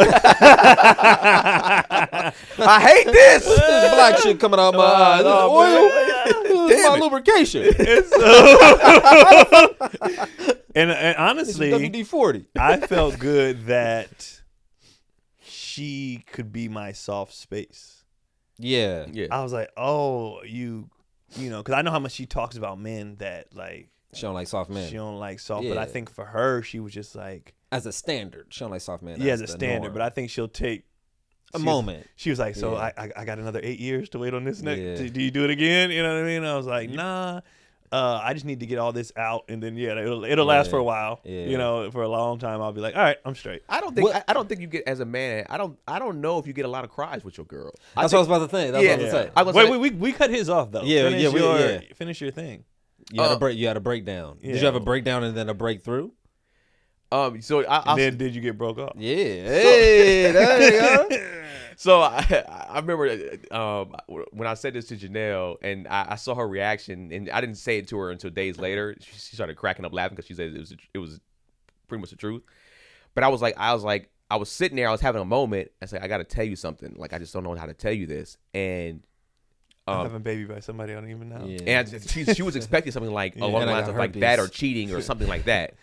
And then when I was just like, I'm just going through like some stress and stuff like that, she was like, whew.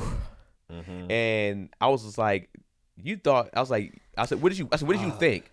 And she was just like, I ain't gonna lie, I thought you were gonna tell me that you were cheating on me. So I was like, when I told you I was having like some mental issues, you was just like, that's it. You were just like, whoa, I can get some pussy and get him through that. Like, whoa, I ain't gonna be able to get this nigga through cheating. I'm gonna have to lead this dude. But the fact that you just got some mental issues, all right, I can suck your dick through that one. You know, that's not gonna be doing that. I be creating those false tension. False ones? I'll be doing that shit all the time. Like, I really gotta talk to you about So did you have the thing? What happened? You cry? What'd she say? Did she judge you? Did she? No, she was just like, you know, one, I'm here for you, and let's try to come up with some things for the things that you at least told me to help you break through those things. And also just too, like, you had the space to vent to me. You didn't have to like hold this in for this long. Yeah. You know, you can always vent to me about this. Right. Don't worry about my reaction. And my reaction was just like, hey, you also carry a lot too. And I said, no disrespect to you, I do kind of hold this better. Like, this is I'm able to a lot of times hold my stuff and then deal with your stuff and not necessarily break. Right. Yeah. I feel like when you're going through stuff, I can't tell you my stuff because your stuff is overwhelming you. Yeah. And so I understand that, so I don't give you that. So I gotta just take it.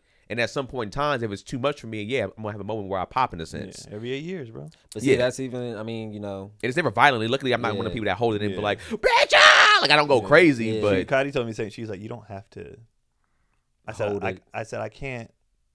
You already have enough. Yeah. And the kids have, kids are chilling. You know, I was like, people, I can't give y'all, and I would never want to give anybody else anything else. Right. Exactly. I'm like, y'all barely holding on to your shit. Yeah. I can't give you. But my a lot shit. of times they feel connection in that. Yeah. Well, she said, you are probably one of the strongest people I've ever met in my life, but you don't have to be it 100% of the time. Yeah. She said you can.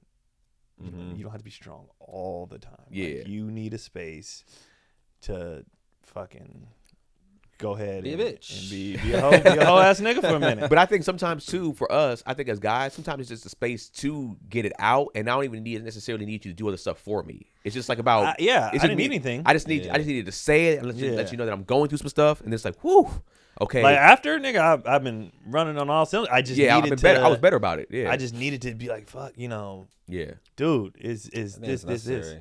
And then you had your in the arms moment. Are you a real nigga? Or were you faked it? Oh, I mean, I always cry. Oh, really? Yeah, I cry a lot. Really? For sure. To her or just by yourself?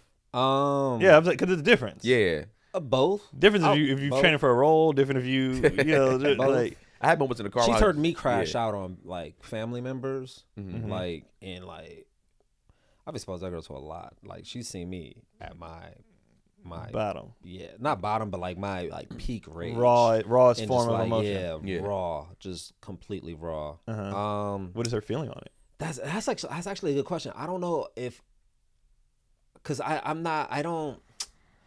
am a bit like resistant to kind of like that physical comforting. It's just, I don't know, it's just not for me. My mom's kind of the same way. My mom don't really like to be touched like that. Well, some people are like that. Yeah, that makes sense. I traumas associated to that. Yeah, it's like it's cool, but it don't be like, like I don't know. I don't find myself in somebody. Oh, that's a good question. When's the last time I like, because you'll have a moment you kind of like things are kind of pent up. You're like, you're about to break, and then you hug the person, and then you just fucking it just all just falls out. Yeah, I don't know if I've had. Now mine came out on its own, bro. But I turned my back to her. And she was behind. Yeah. And I was like, you gave her ass first? Yeah. I was like, I'm not gonna. You gave her ass first? And then, what's funny is the comedian still made a joke. Yeah. Because I don't know if you've seen The Other Sister. Remember they were special needs, and great movie, fantastic movie. But anyway, there's a part where her boyfriend, who was special needs, she was special needs, and they were taking a regular college course, and they just wanted to pass the course, right? And so she got a C in the class. So she was like, "We did it, Daniel, we did it." And he went down. He failed. Yeah. So he was like, "I failed again." And this nigga turned his back. He's like, "Can I be alone for a minute?" But you hear the cheers, right? Yeah. So me and my brothers quote that shit all the time, like hella funny. So I'm talking to her, and I'm like, blah blah blah, and I was like, "Can you leave me alone for a minute?" And nigga, we fell out laughing. Yeah. And I'm like, she was like, "Oh, blah blah." But she was behind me, and she was like, "You don't have to be strong like all the time, bro. Like you're a human being at the end of the day. Like you can't be this machine." Like, I hate that we even associate like not being emotional with strength. Yeah, like that's not.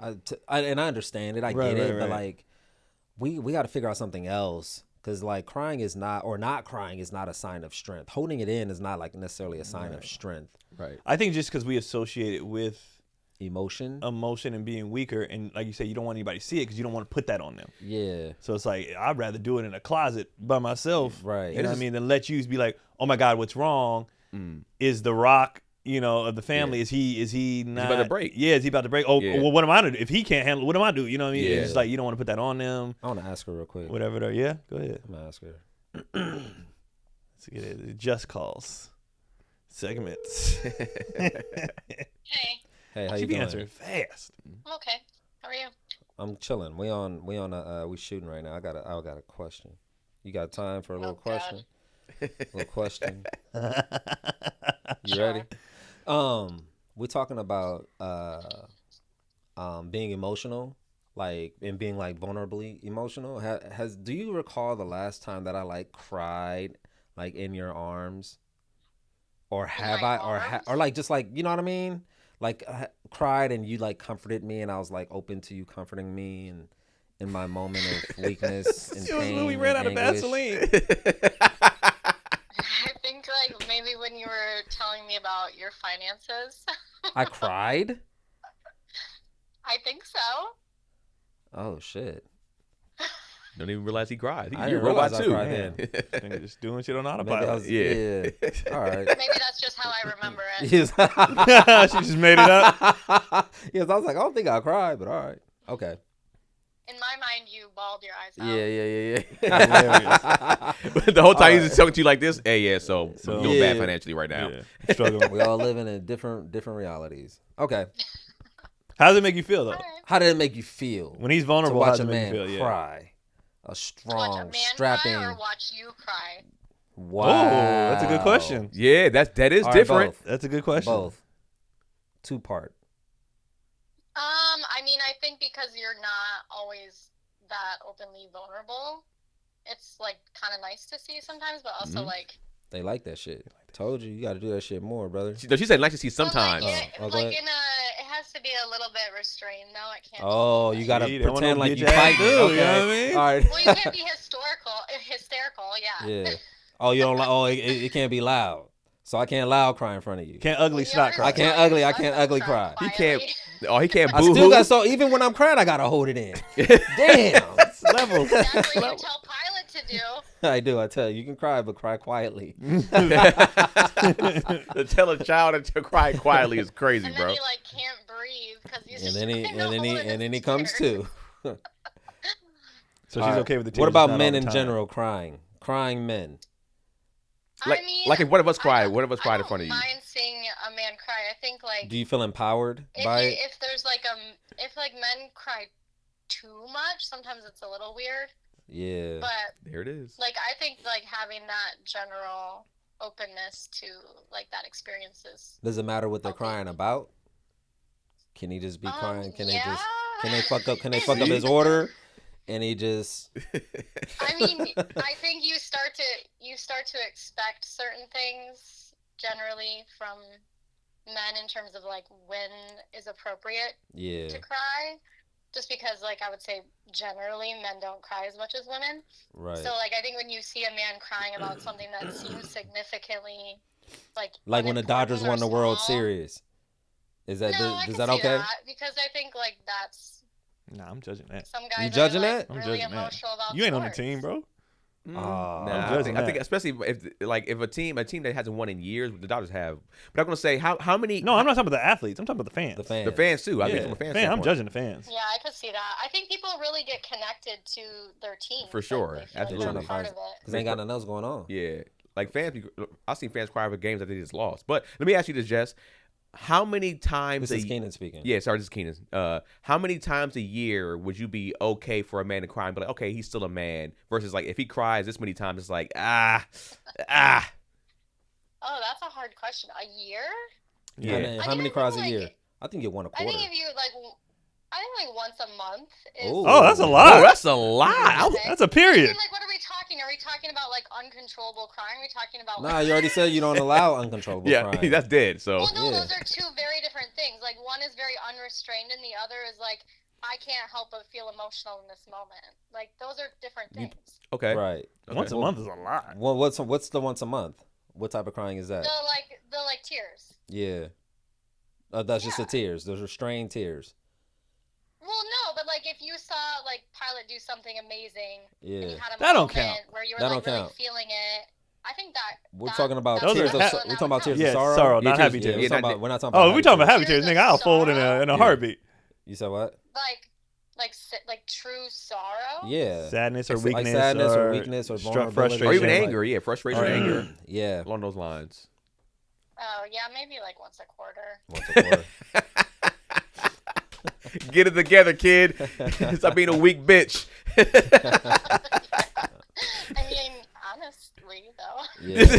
Damn. That's what I figured. I figured like Once a quarter. women they're not going to allow a whole bunch of crying from their man. At some point in time, they're gonna be like, Yeah. bruh, Right. that's reserved for I mean, me. I think women think they want a vulnerable, emotional man, but in Right. reality, we kind of don't. Yeah. Like, Boom. I mean, we want it in certain moments, but we don't want a guy who just like cries about everything. Yeah. Like, You know. Like, you it's said you're gonna get the dinner done. I didn't get the dinner done. A lack of strength to an extent. That's what I was trying to like discern why crying is associated with strength, or the ability to kind of restrain or refrain from crying is symbolizes strength. Like why does it have to do with tears? I don't think that's the case. I don't think it's tears. I think expressing emotion through having tears is like, for some people, it's not something that you can hold back. Like, some people just tear up easier than others. Yeah. But I think, like, there's a difference between allowing yourself to just, like, kind of express all that emotion versus just, like, having, you know, an immediate reaction in your body that causes you to tear up.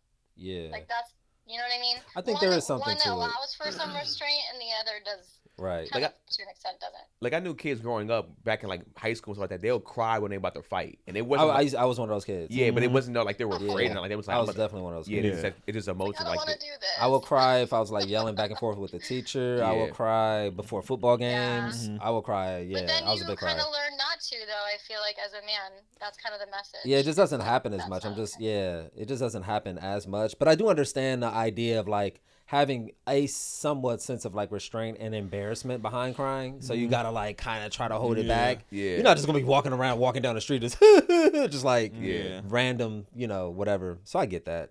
Yeah. All right. Well, I'll cry tonight in your arms over this conversation. He'll do it again in 4 months. Yeah. Mark it down on the calendar. Right, Gary, I'll talk to you later. Okay. Bye. What if you about to start crying? And she's like, you got another month and a half, bro. See, you was dead on. They're okay with it. Yeah. But it's just like, you can't be no whole ass dude, bro. I think there was a point in time where there was death stacking up against me. Not me personally, but like in my friends and family. And it was like literally like I was having back-to-back deaths in the family and friends and stuff like that. And you know, there was a point in time where I was crying consecutively, and all of a sudden I was so numb that I wasn't. But I actually know what did she judge me for that? She was just like, bruh, the fact that you wasn't crying all day after some of those, like a lot of stuff that was happening to you from that standpoint. She was just like, I have nothing against that. She was like, you're light skinned. I expected this. I was gonna say that too. I was gonna say, you know what, man?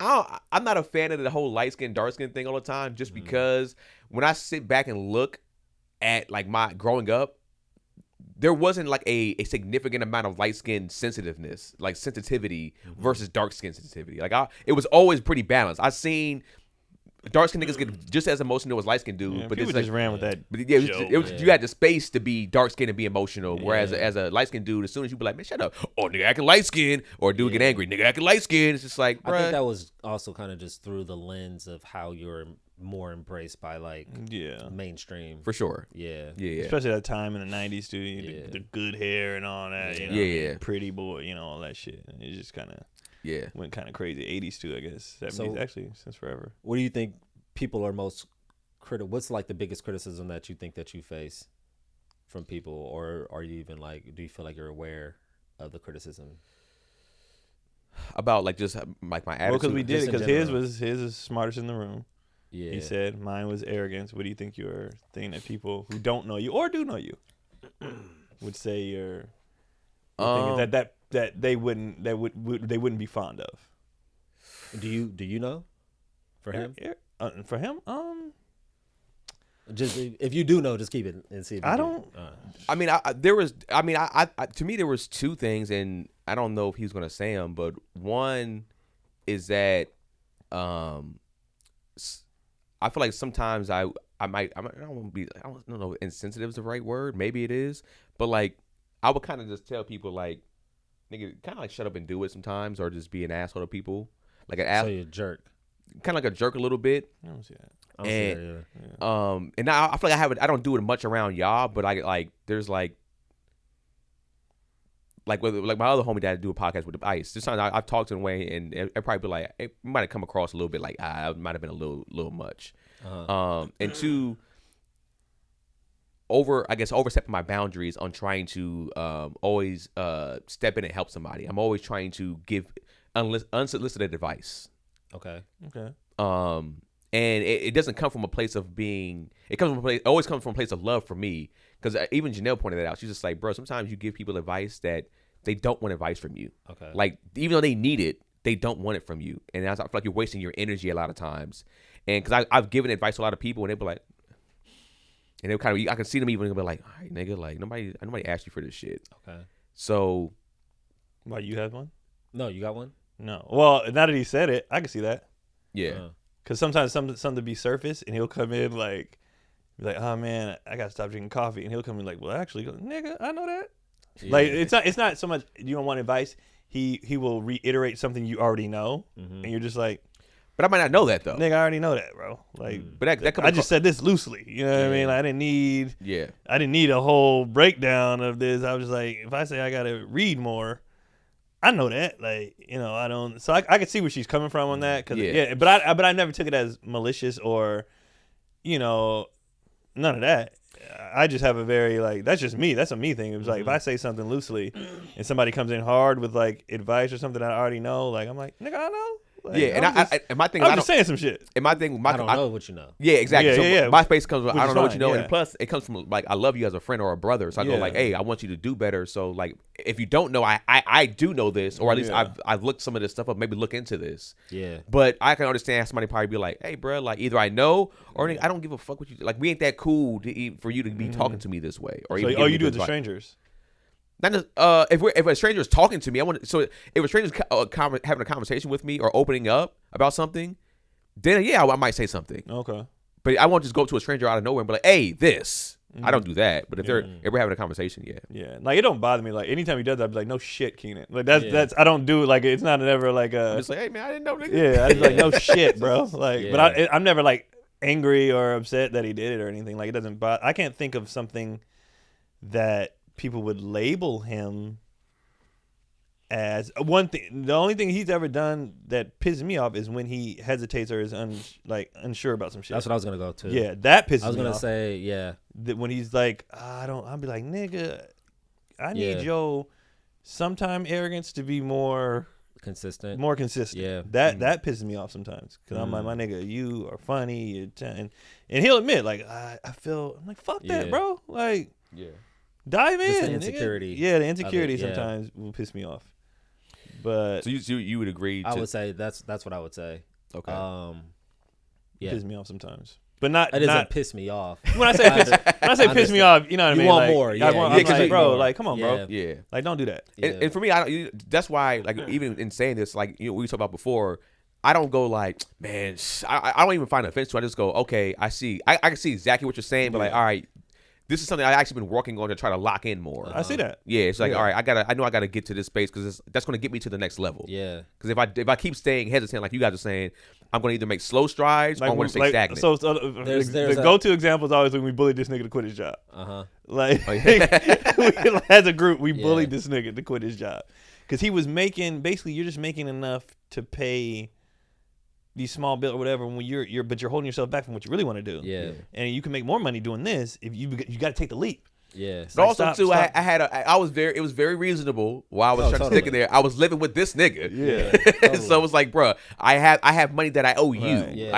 I don't But I wouldn't feel right. My thing would be like, you know, quit the job, come on the road with me, make the money that way. Like, it wasn't about the money. Make the money a different way, like to do what we like to do and shit like that. You know what I'm saying? So that used to. So I would say alongside with the insecurity and the imposter syndrome, I think there's the type of risk aversion that can hinder you in a space like this. Yeah. In a space like this, you got to take risk. And you got to take risk to thrust yourself beyond, you know, whatever, even what your peers are doing, in your own original like thought and your own like doing your own thing for real. So I would just say that risk taking. Because it's like, you know, it's weird. It's like there's things when it comes to even the risk taking thing. There's some things that I'm like so strong on that I'm just like I don't give a fuck about. I'm doing this aggressively. Yeah. And then there's some things where there is a hesitance of just like, all right, you know.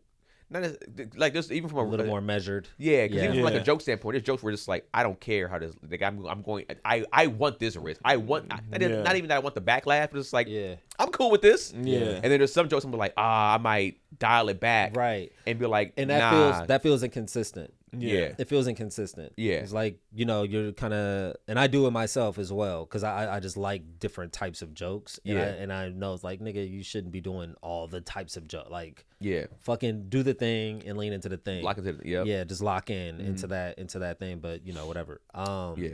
Are we talking about comedy? No, just in general. Oh. And in comedy, obviously, that's a huge part of our. Part of it was comedy, but Cause I would say that. I could say that when you say that. Mm-hmm. Yeah. There's not. I want him to lean into this guy is great. Yeah.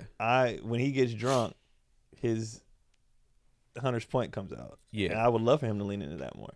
Yeah, I think I talked to see a market for that. Huh? Yeah, but here's the thing. I think I said something too where I was like, when I hear Gary rev up or whatever, I was like, yo, I think that's a nigga under there, bro. Like, it's. I think you can give think you can be the intellectual nigga, and it's like in a sense where like you have grown to this point, but it's like at the end of the day, the who you are is still who you are. Also, that's also a very phenomenal take because you can see everything from both sides. Exactly. Right, yeah. Which is why I try to see everything from both sides. But I think the difficulty in that is there's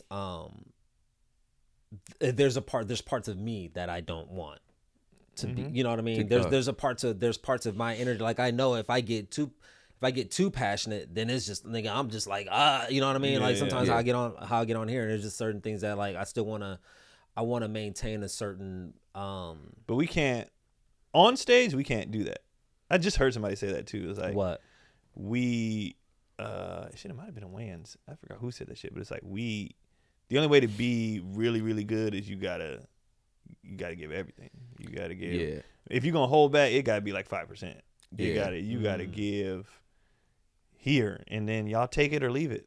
It's gotta be that. It's gotta be because I've watched him, and in fairness, I know sometimes audiences matter and stuff like that, but I've watched him if we're out on the road and it's my audience and it's predominantly black. Yeah.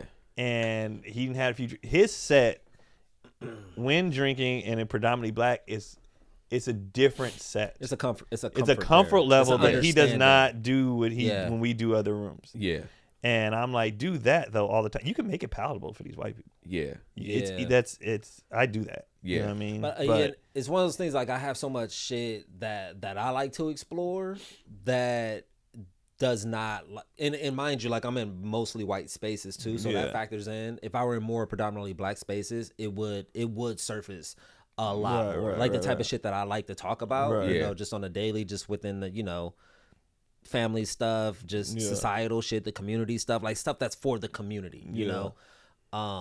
But it's just, I'm just not in those spaces enough. But that's the challenge is like talking about that stuff to these people. It's still funny. It's still, but it's they're not gonna get it. Like, it's not gonna be the unspoken shit. That's not gonna happen. This ain't for you. Like, this is for my people when I get in front of my people. This ain't for y'all. But if you ever drop a special, that's what I'm saying. It's got to be. Everybody got to eat it up. Yeah, they have to take it anyway. That's just the work that I got to do to make it for everybody. Everybody got to eat it up. Because I always feel like that's even like when I was getting to know you more and I was seeing that, I was like, man, it's one of those. I always know. I always go back to anime, but for me, it's like a fusion. It's like these two different characters fuse together and become this one stronger character. It's like bringing both of those sides to you together, fusing it, and being like, all right, it's going to be this type of style to where it, like I said, it is palatable for both. And some stuff, even if you're in front of white people, it ain't really for you to get. It's for me to just say. To say that shit. Yeah. And then some of you y'all go home and think about it. Yeah. I'm fine with that. Because that's how I look at it. When I'm in front of white people, it's like I don't necessarily try to be like, oh, like let me ease it for them. But like, yo, some of this shit is for y'all to take today. Y'all gonna take this. It is what it is at this point. But the challenge for me when it comes to that is like y'all gonna take it, but I still try to make it funny, of course. That's the fun for me. Like making this thing funny for you. Like, for sure. And you still go home and think about it. Yeah. But I feel like that's the job. That's the job of, if you do it well. If I do it, that's to me that's my job well. That's my bar. Right. That's doing the job. That's well. my bar. Because I know for me, I never wanted to have sets to where I have to make these huge tweaks from these people to these people. Yeah. So I'm just like, I'll just rather not do it in front of those people. I'll just do it in front of my people. See, I say you gotta do it, and that's the bar. All right, this is the same. If I say it to this crowd, they just automatically get it. Yeah. They don't. How do I make them get it? How do I make them get it? Yeah. Without changing shit, without dialing, like I gotta make this to where, you know, and that for me, that's the 50-point game. That's the nigga, this shit hard, but like, that's the fun for me. It's fun. Like, I got to figure out this crowd is white as shit, but I'm gonna call them out on their shit. How do I make it feel like where they're not being preached to, where they don't feel it's still funny, but also I'm not up here cooning. I'm not, you know what I mean? Exactly. So it's like, but I find so much joy in like doing that. Same. I do. You know what I mean? Like, but honestly, I find the joy in those moments, but I also find the joy like I did this winery, and it was like really like a split, like half black, and it was almost split almost in a way where, because you know you with your parties, it was almost like black side, white side. It was wild, but you know, and I opened up front and kind of told them like, you know, I got that joke, you know, all the shit, you know, y'all gonna laugh at something, yada yada, but seeing like the black jokes hit on the black, it was almost as though I was performing two different shows. It was like I was doing two different shows, and that shit was kind of fun. And you know, some of the jokes I got Universal and everybody come together. That shit was kind of dope. Like having like that kind of like dichotomy of just like like me in that same situation would be like, right, everybody's laughing, I'd be like, you're laughing, but you get it. You know what I mean? Like, but I would still. Damon Wayans told me he went down he had a moment in his career where he was getting on stage and he was doing a lot of like shock value stuff like that, and he had to like pull himself aside and be like, our job is to make people laugh. That is my job. Is to. I was doing all these things that felt good to me and was fun to me. He was like, I was purposely going there bombing just to see if I could bring him back. Like, he was all kind of different challenges. He's like, but our goal is to make people laugh. And so for me, I'm like, how do I do this thing? Like this current hour I'm working on, I'm finding a lot of joy in, because I'm like, especially the political stuff and stuff like that, I'm like, I know y'all uncomfortable with this. But if we can walk away and be like, that shit was funny as fuck though. And then go think about it and have a discussion in your car later. That's fine. You know, but so that's the new fun for me. Is like, how do I get so good at this where at the end of the day, everybody was just dying laughing, but it was some rough topics in there. You know? And I think that is absolutely the job. And it's something that we can kind of lose sight of because we're here, because we're on this side of it. And we, like, I had a moment where I kind of, you know, I had a little engagement with one of the audience members. She was a nurse. And I was like, yo, and she complimented me about this after the shows. Like, she's like, I love that you like show love and gave praise to like people who are like first responders and work in those fields, because I was like, yo, it is like we're so spoiled because we don't have to see shit. We don't have to see it. And people be struggling like at work and but the shit that they have to endure, like police officers and just like all the negative interactions that they have every fucking day. You know what I mean?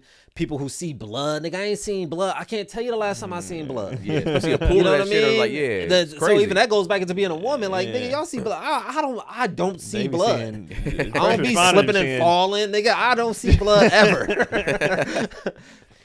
Just just shit like that. Dismembered shit. Yeah, just like my mother-in-law, bro. She don't move. She done seen so much. She don't move, bro. Like, she be like, the other day somebody came in, they were missing a leg. His head fell off. Like, she don't move. When she be with the kids and they be sick, she be so calm. She done seen so much shit. Even just the emotional swings. Like, you be go teachers. They be nigga like when we was talking about the group home thing. Like, imagine just being like a teacher.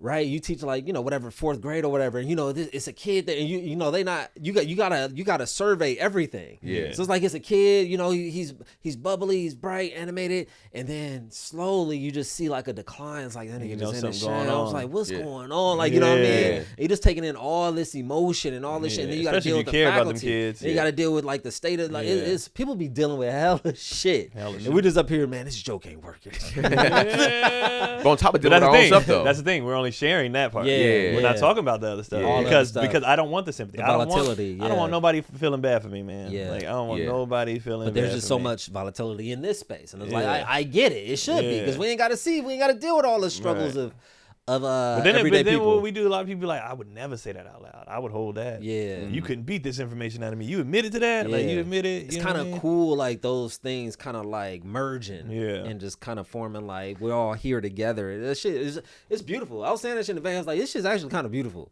To see like all these different type of people from different places, and we're just all here just like laughing, having a good time. That's the beauty of for the drink specials. Comedy.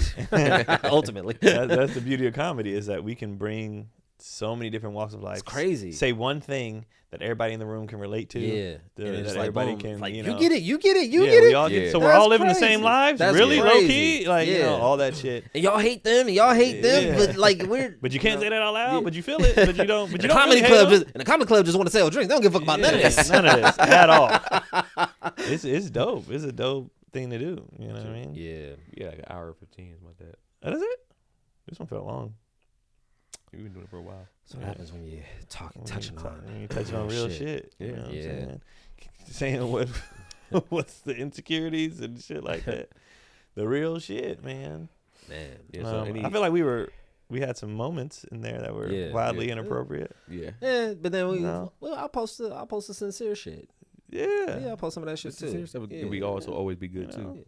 Hey man, give yourself a ranking of how you put it down in the bedroom, just I'm like 10, through baby. life. You a 10? I'm a 10, baby. 10 out of 10. 10 out of 10. You baby. a 10?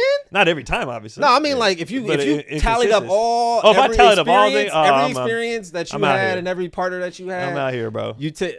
I'm out here, bro. You know why? But I think I've talked about this before. What? It's because it's my dad when he had the conversation. He was like, make sure that it's always for them. Yeah. So I always came in, but I needed that. I needed the challenge, bro. All right, I needed the challenge.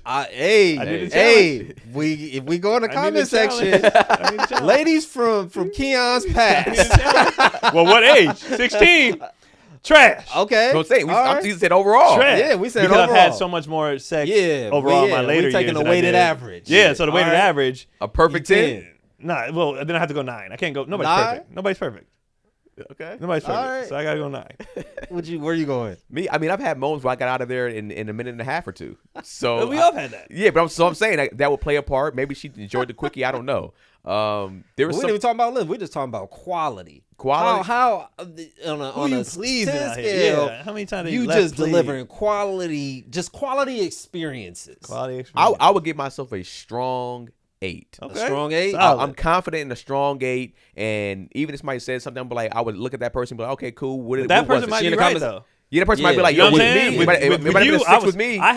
When you said it, there were people popping in my head. I was like, she ain't gonna have a good review. She gonna be in the comments. Yeah. She ain't not gonna have a good review. Yeah, at all. For sure. That brought the scale down, nigga. Oh my god. It would be a 10. It would have been a 10, but I am sorry. I apologize to you. For sure. If you give me some get back, if you could just let me get a real quick rebuttal, I'll bump it up real quick. So the rebuttals saved me a lot of times. I've had a lot of bad firsts, actually. Okay. Like a lot of bad firsts. Yep. Okay. But because I like him or whatever, that second, and then once if it becomes a regular, nigga, now I got to get out of there without you catching feelings. So how many chances should a dude? I think everybody should get 2. You get 2 shots. Yeah, I always think the nerves and everything that we carry. I always think the first time should never be held against either side, either party. Okay. Women or men. I agree. I think the second time. Because I think also, too, the second time as a guy, too, we're always looking at it like, we try to go in the first time for destruction in a sense, right?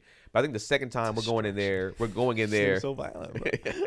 Sex is considered like group home talk, man. Group home talk. The group home fucked you up. Group home talk is crazy. Right. But I do think the second, I think there should be a 3 total. Right? Depending on how bad that first one is. Yeah, 3 a lot. The reason why I say 3 is like 1 can go bad. The first one can go bad, right? 1 is for you to try to knock her down in a sense, and 1 should be for her trying to get back to show you, hey, this is what I do. So now there's 3 chances of like, all right, because it could be 2-1, right? It could be like, all right, as a guy, you knock her down twice, and then she gets you once, or she gets you twice, and you get her once. But if you got her twice, there's gonna be a third. I ain't got nobody to call. I want to know from a female perspective, how many times does it take for you to know that this nigga's trash in bed, or he has potential, or you know what I mean? Can you know that after the first time? Like, this nigga ain't I don't think they know that though. I think it just depends on if they like to give you another chance. Nah, I think women are pretty in tune with that. You think they know? Fuck. All right, I got this is the only person I can call. So wait, hold on. We gotta get your score first before you do that. Yeah. Me? Yeah. What's your overall experiences? Score? Yeah. Overall, bro, I'm gonna say. Overall, weighted average, I've been fucking since I was 16. Project bitches. I fucked a couple minutes. Does that play a factor, by the way, in your score? What? Race? Did you kill more races differently than others? Did you? I'm gonna say I would say like a 9. Okay. I would say like a 9. Yeah. Hey. See, that's that insecure shit. You So gave yourself an 8, bro. Yeah, you know what I'm saying? Yeah. You know what I'm saying? Step into the 9, my nigga. Like, I would say I had some battles where I'm just like, I don't know. I would say no, it ain't, but it wasn't just dick though. No, I'm talking about the full, massages, stretching. I'm talking about the whole. We're doing all the everything. I'm talking about full scale. The sucking dates, toes, all that count. Everything leading up. Long she walked away like, yeah. I'm going from the start of the night to the end of the night. If I'm going off or the morning, next morning, if I'm going off a lot of times from what I've heard them say, I feel like they always thought I was going to be worse than what I was. Okay. So I actually think it might be higher. Ooh. I think I probably am playing a little lower, but it might be higher because I would say the majority of women. There's only a few women that I was like, that was just like, nah, I knew you had it. Once she told me you was, you was a Scorpio, so I was expecting this. But when I'm coming in there with essentially like a blank slate in a sense, they're like, he's 5'9", barely. He's pretty looking. He don't look like he's not buff. I mean, he's skinny. Like I don't have a lot of the factors in the sense of like from a physical dominant standpoint. Gotcha. And then they're like, whoa, okay. Which is better actually. Which is honestly what I always played into. I always played it. My low bar has come from how I talk. They thought I was gonna be selfish.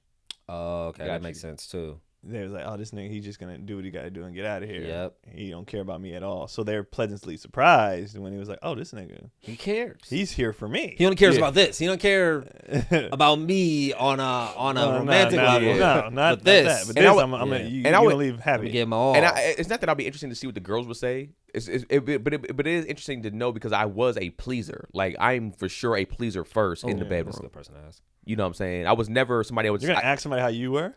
No, not me. Just in general. Okay. Yeah, we could do that. Yeah. So that's why I feel like it might be higher than what I'm actually saying. I'll bump it up to 8.5.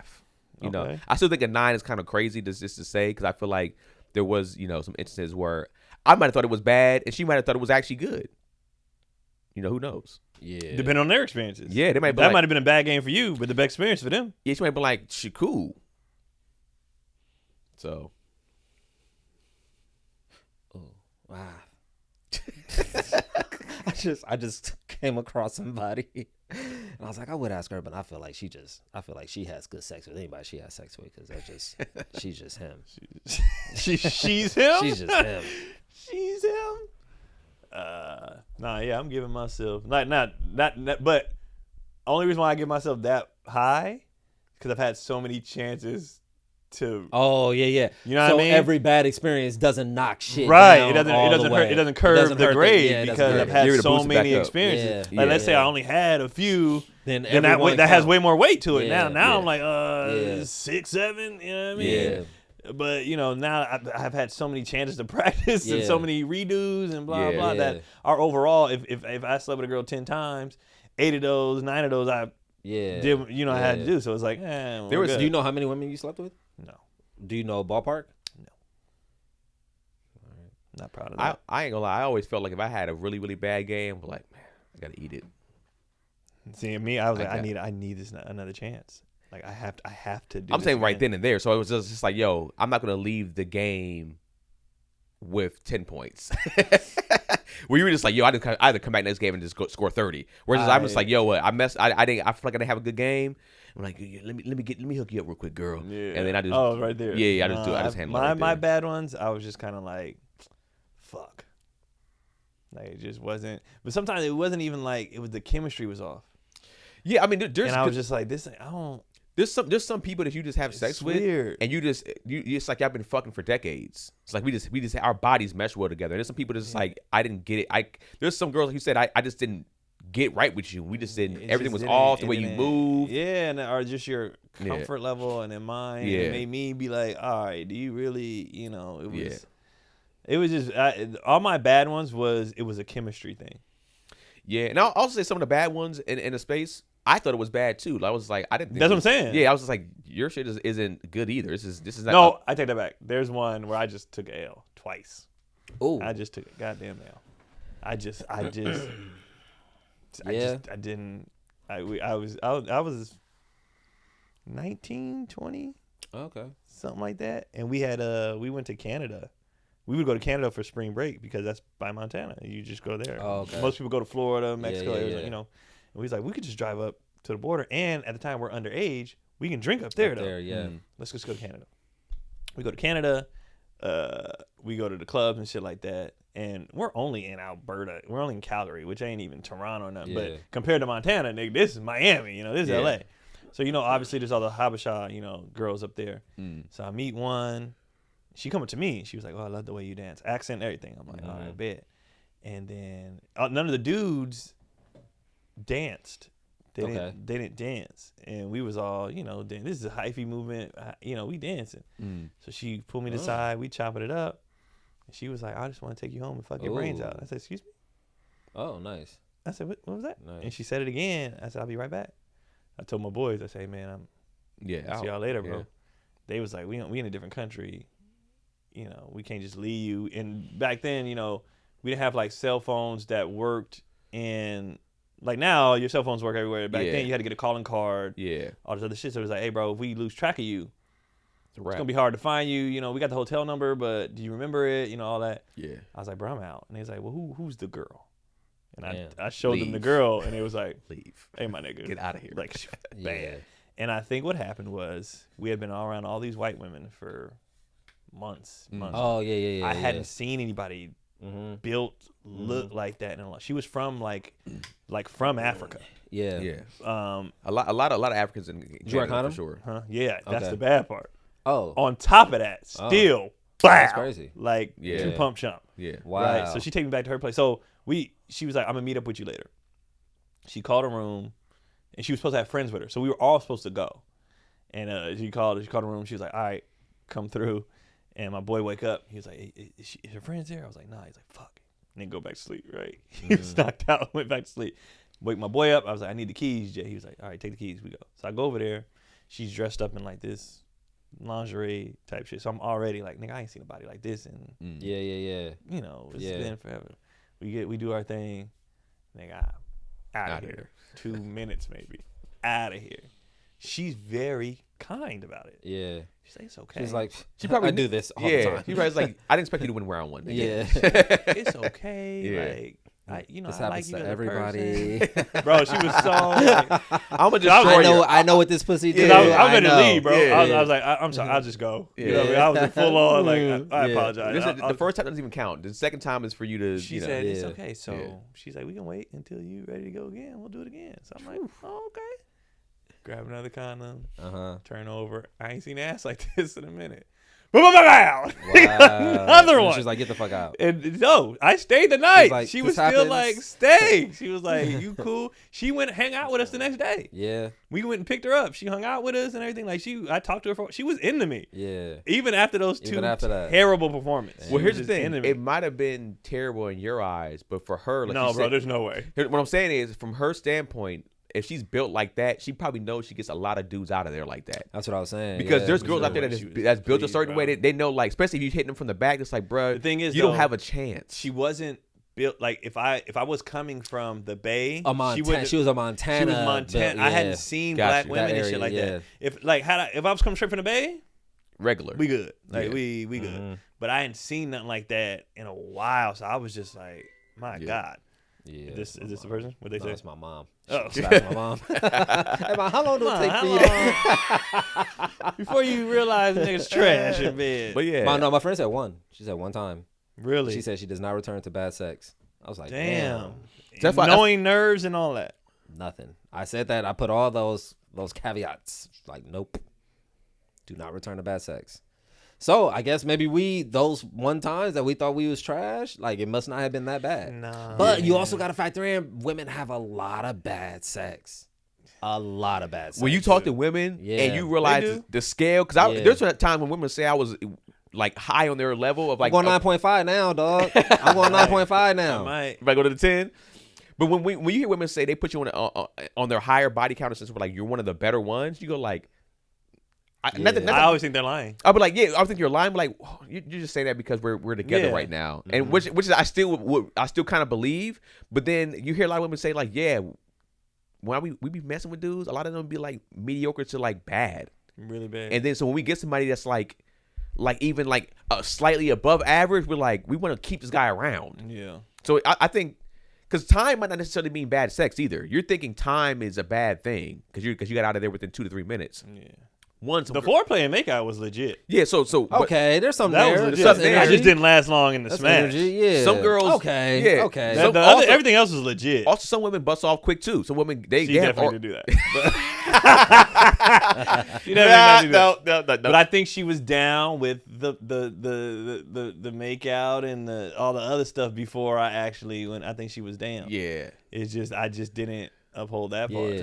She thought you was okay. So she saw some potential. I think she saw, and it probably wasn't as bad as you thought. Yeah, maybe she only like it 2-3. I remember she said, "Oh, he has PE." Yeah. So if you had PE, then it's just like she had premature ejaculation. And she was probably pairing you up to Montana dick. She was like, for Montana. Well, she's from Canada. You know, yeah, for Canada. Nigga, even worse. Yeah, she was like, oh, nigga.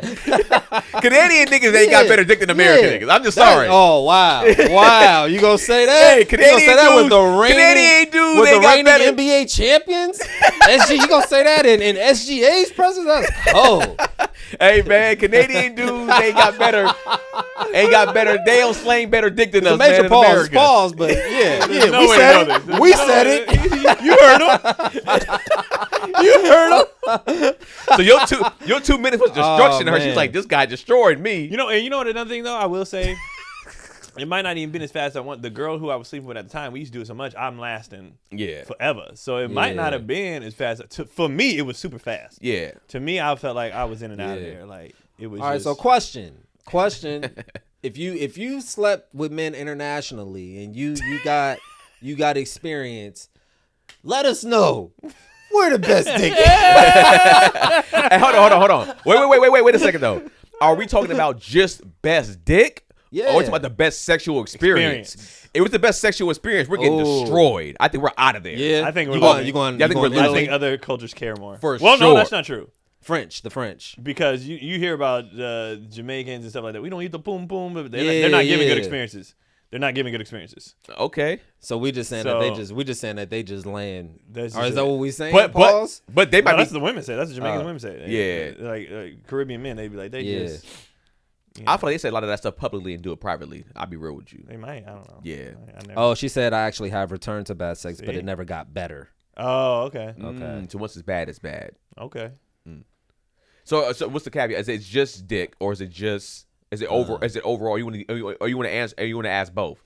Who has the best dick, and then who has the best overall sexual experience? And then I also want to ask, how many times does it take for you to be like, it's not. Yeah. I think for them, they only need one or two. You said one or two? One or two for them. They like, hey, we're done. So how many times? So how many times have you had horrible sex the first time, and the second time it was fire? And then he's like, okay, cool. Now that I can call somebody. I'm like, remember that time? But I also think it wasn't horrible. I don't think that if you got a second chance or even a third chance out of that, if she got you out of there twice, it was horrible. I think she would probably be like, if I'd have got that third, I'd have got her. If I'd have got the third time, I'd have got her. Never know. That third time. I never got it, bro. Wait, so the first I never lost 3 times. So the first time you busted off missionary quick? Yeah. I don't think I'd be busting off missionary fast. Bro, you ain't been around nothing but white girls and seen a black girl for the first time in a while. That shit was. Yeah. But Yeah.